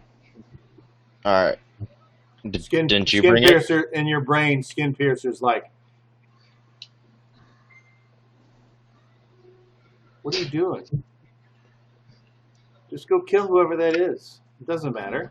None of these people matter. Remember? Just kill them. Got to get information from them. What information are you going to get from these fucking assholes? Information that I need. I want to know if they got the portal stones and who they're getting them from. Okay. Do I notice anything? It's been almost all day since I tasted fresh meat. Do I notice anything change with Garrett? You're going to have to give me an idea what you mean, because nothing that I can think of. Well, okay, so do I notice him, like, he has skin pierce. Do I notice him, like, kind of turn and look to it and start looking and as if he's conversing with it? Make me a perception check. Make me a perception check. That's fine. I mean, you know what I'm going for? Yes. I rolled an 18 plus intelligence is 32. The only thing you see is him kind of tilt his head a little bit towards it, but he doesn't, like, turn and face it. Gotcha. Alright, so I thought you brought the lantern. I'll be right back. I'm just gonna go grab the torch or whatever's down here. Okay, so now I would like Ein to roll me a D10. D10. D10 says 2. Okay. So you're gonna use another power? Yes, I would like Okay. to use Fate. I'm sorry, what? I would like to use Phase. Okay. 6 to activate. I need that. I rolled a 16, which is what I needed. Just my movement rate doubles. Awesome. So, I phase. what you see, Garrett, is where, I mean, if you can, in the dimly lit light, you knew I was there, and all at once, the Garrett, way I make like me to a best describe perception it. check, please. Okay. I don't see shit. Okay. He doesn't see anything because it's dark and it's hard enough to see as it is. So, Cobb, I forget. Does sound carry over? does it say anything about sound? He can be affected by other chain any falling movement. He can move over solid ground. He moves vertical. Doesn't say anything. Well, then No. until I say different, I don't there think it would. there would be. I don't know. I mean, that's something we can look up. Either case, I walk through the bars and down the hall at twice my normal movement rate, so I'm very, very fast. And I go down, and I'm guessing there's like a torch, a wall sconce that has a torch in it. No, because torches don't last very long. They last like 10 minutes. Torches are used for quick travel somewhere. The way that medieval people had longer ways of lighting things was either through candles, lamps, or very tall torches that just would burn down like a huge punk. Gotcha. So What's down here? this place has lamps, but the only light source that there is a lamp from the very middle of the room, and a very low, like just the embers of some kind of brazier that apparently was lit for some reason. Brazier? You know what My a English brazier is? It's basically I like forget. a fire pit. Okay. Then I would like to... So the lantern that's in the middle, is it like on the ground, on a desk, or what? It's on the edge of the fire pit, basically. Okay. I unface. I pick it up. So that's just one round then of phasing. Okay. So I'm down to... Got it. I pick it up, and I walk back to the cell. I set it down outside the cell, and I, for now, stay outside the cell. I go, Garrett, I'm right here if you need me. This is just to cut down on costs. So the idea is the light is now by the cell, and we Okay, can see so you, okay. So this time I would like Garrett to roll a d10. 4. Okay. Nothing has changed in the surroundings other than what you have interacted with. Now what? Garrett? Can we see Wait. are the bodies more clear now on who they are? From he's holding the lamp up and kind of shining it into the cell as best he can. Uh-huh. You will have to move over there to get a better look. They are facing not towards the front of the cell. They're spooning. No. Oh. Although I could certainly, I'll tell you what, roll a d20. Let's see if they're spooning. 15. No, but they are pretty close. Okay? I move over. So you're going to go over as far as it takes to make sure it is who you think it is? Yep. Okay. So there's shadows involved, but there is some light now, and you can make out that it appears to be the same two guys, peacefully sleeping, unaware that death hangs over them. I'm going to lean Skin Piercer up against the wall, and then bend down to the one closest to me. Okay. And put my hand over his mouth and roll him over. Okay. And I got my other hand like this. Okay. Let's see how he reacts. Make me a charisma check, please. 24. Okay.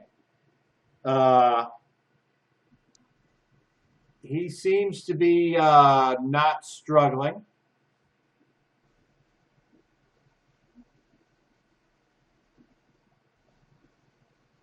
And I'm going to look at him, just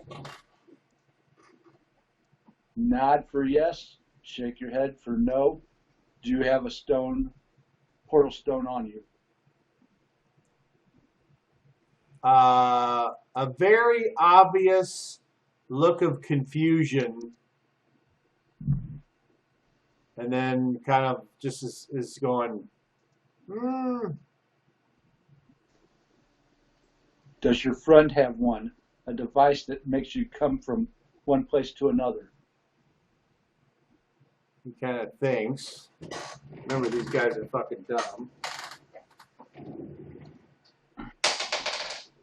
Oh, okay. He goes, "Mhm."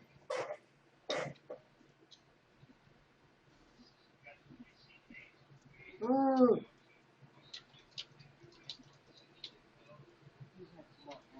He kind of like has his arm, and he kind of like,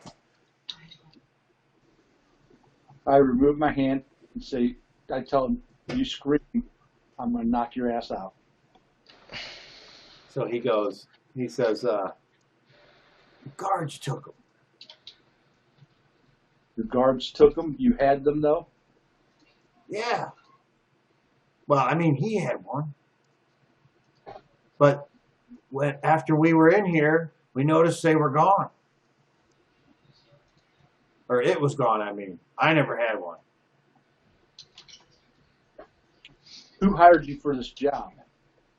Because you guys sure did muff it up. Yeah. You made it hard on us. And where's the backup team? Well, I mean, the money was pretty good, and he said he would pay our families if we died. It was somebody named Bulba. Bulba. I think he said his name was Bulba. Bulba Rafkin.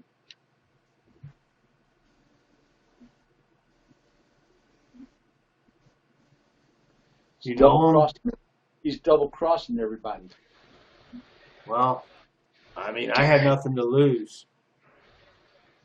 Garrett. And he kind of looks over and he's like, "What are you guys here to get us out?" Shh. Yes, what? Roll a d10, Garrett.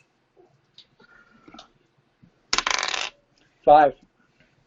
Okay, the other guy goes, "Rah, rah." Apparently still asleep. Hey, Garrett. Yeah. Bulbo Rafkin, what does that sound like to you?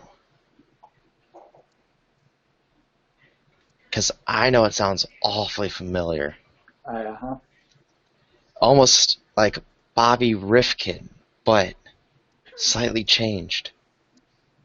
For some weird reason. That fucker, we should have killed him when we had the chance. I hate you, Cobb. I know. It's so great.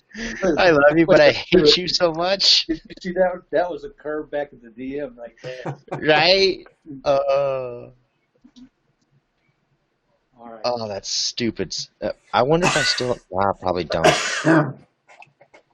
All right. Here's the plan. We're going to be back tomorrow to get you out. We got the bail money to get you out. It's going to be fine. You got to stay quiet and you guys still don't know nothing. Oh no, we don't know nothing. We're going to get that guy. He owes us money too. It sounds like a real asshole. Yeah, he is. He paid us, or he promised to pay us and promised to pay you. Now he's walking away smiling, trying to get away with everything. Well, if you let us out, we'll go with you. Well, tomorrow we'll all go after him. He's like, You go back to sleep. yeah, all right. And he just kind of tries to roll over as you're holding him. You let him go? Yep. Okay. He goes ahead and rolls over, and he's like, well, I'm going to kill that fucker. Not if I kill him first. Oh, yes, sir. Get Skin Piercer, and I look at Ian and say, let's get out of here. All right, let me make it look like no one was ever here. And I grab the lantern, I put it back. Then I come Roll back. I reach through. D12. All right, This is this where is it the time for the goes. one. Here it This is where it comes. goes. It's gonna happen. It's gonna happen right now. I rolled a 2. Oh. Okay, so you're getting ready. You're walking back, and you like set it down. And just when you set it down, you hear a door open, and you like whoop. You bend down under the little brick circle there, and you hear steps come to your left, go to your right, and then the other door shuts.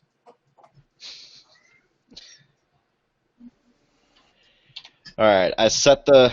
If it's set back down, I walk back to the cell. I reach through. Come on, Garrett. And I take a hold of Garrett's hand, and my target is my bedroom, and I'm gonna activate teleport. Okay.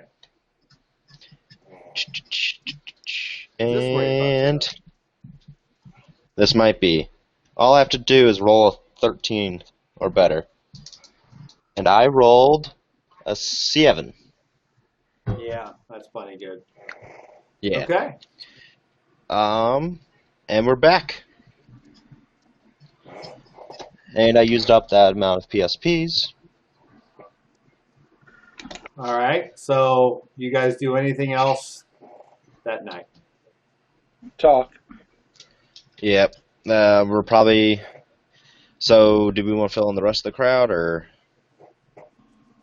I don't know if Waldor or Master Kelf is back yet, but he told me they had a portal stone. The guards took it off of them. Yeah, I heard. Or Okay. did I hear, Cobb? Was I? I mean, I was there. I just. Yes. Okay. And I wasn't planning on killing them. I just wanted to try to get information and play it like we're on their side too. Yeah, I was very surprised. You did a really good job at not murdering them. I was very surprised, Garrett. Well, now I can go ahead and kind of give to my father because I didn't kill him during the night. Right. If only, I mean, it's not like, well, he does know that I have certain abilities. I don't think he knows to the extent of which or how, but he knows I have them. Yep. We'll stop over and talk to Volmir, and I'll see if the other guys are back yet. Other than All right. All right. So, Volmir is not in her room, and the other guys, they will have to catch up to you because when we start next time, we'll start with them continuing on what they're doing at the graveyard.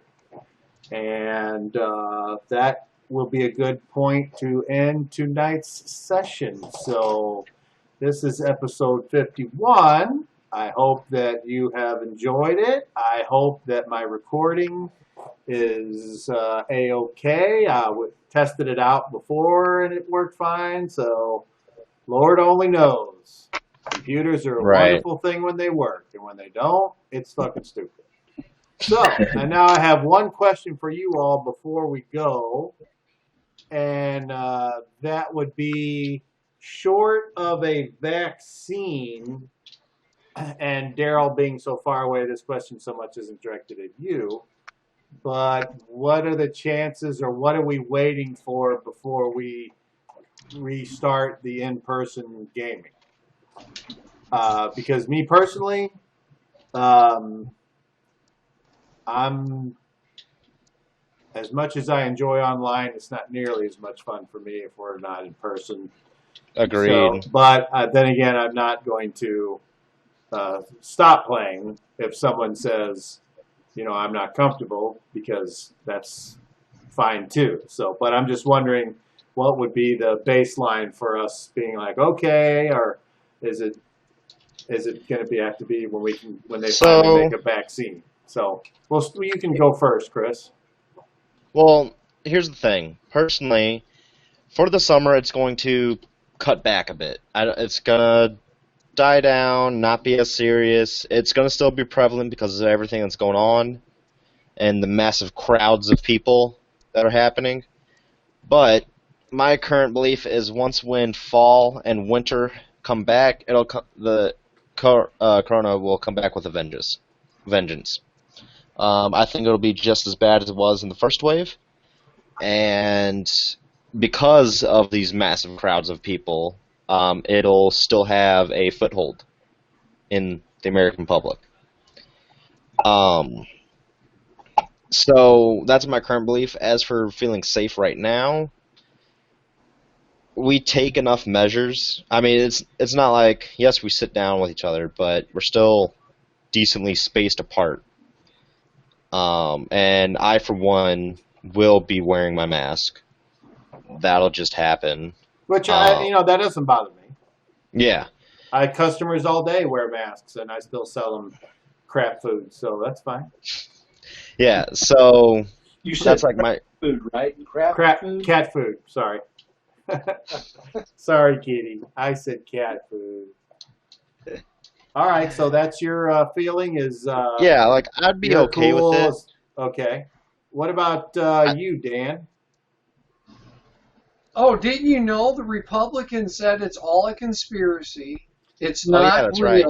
And Well, the Democrats are just doing it because they're making money off the healthcare part. So it's make-believe, and apparently it's not going to affect me. So since I'm just mindless zombie, I don't care. Okay, It doesn't matter to me. That's an answer. Okay. I am around people all day long. Dude, the masks are just a joke. They don't really work. It's not going to... It is, while it's hot, it'll kill the virus. It's not been hot enough yet, but... So it your hasn't answer been bad. is you're okay with I'll it? show up. Yeah, Okay. you're right up the street. I know masks are so no one spits from their mouth into yours, so I understand that.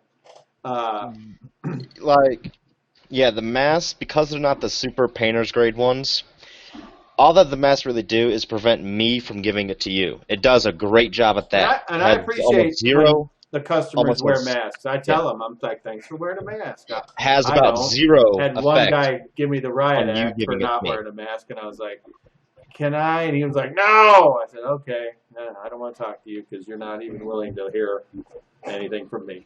How about you, Randy? I'm going to expand on Dan's. I'm ready whenever. I'm around people all day long. And if a regular person has to go to a funeral and they can't, but 1,000 people can go to this other guy's funeral, it's somehow okay. Bullshit. It's not that bad. They predicted 2 million people dying. It's not happening. So in other words, if I said let's go back to in-person gaming, you're there. I'm down. Okay. All right. Very good. So it sounds like we got 3 there.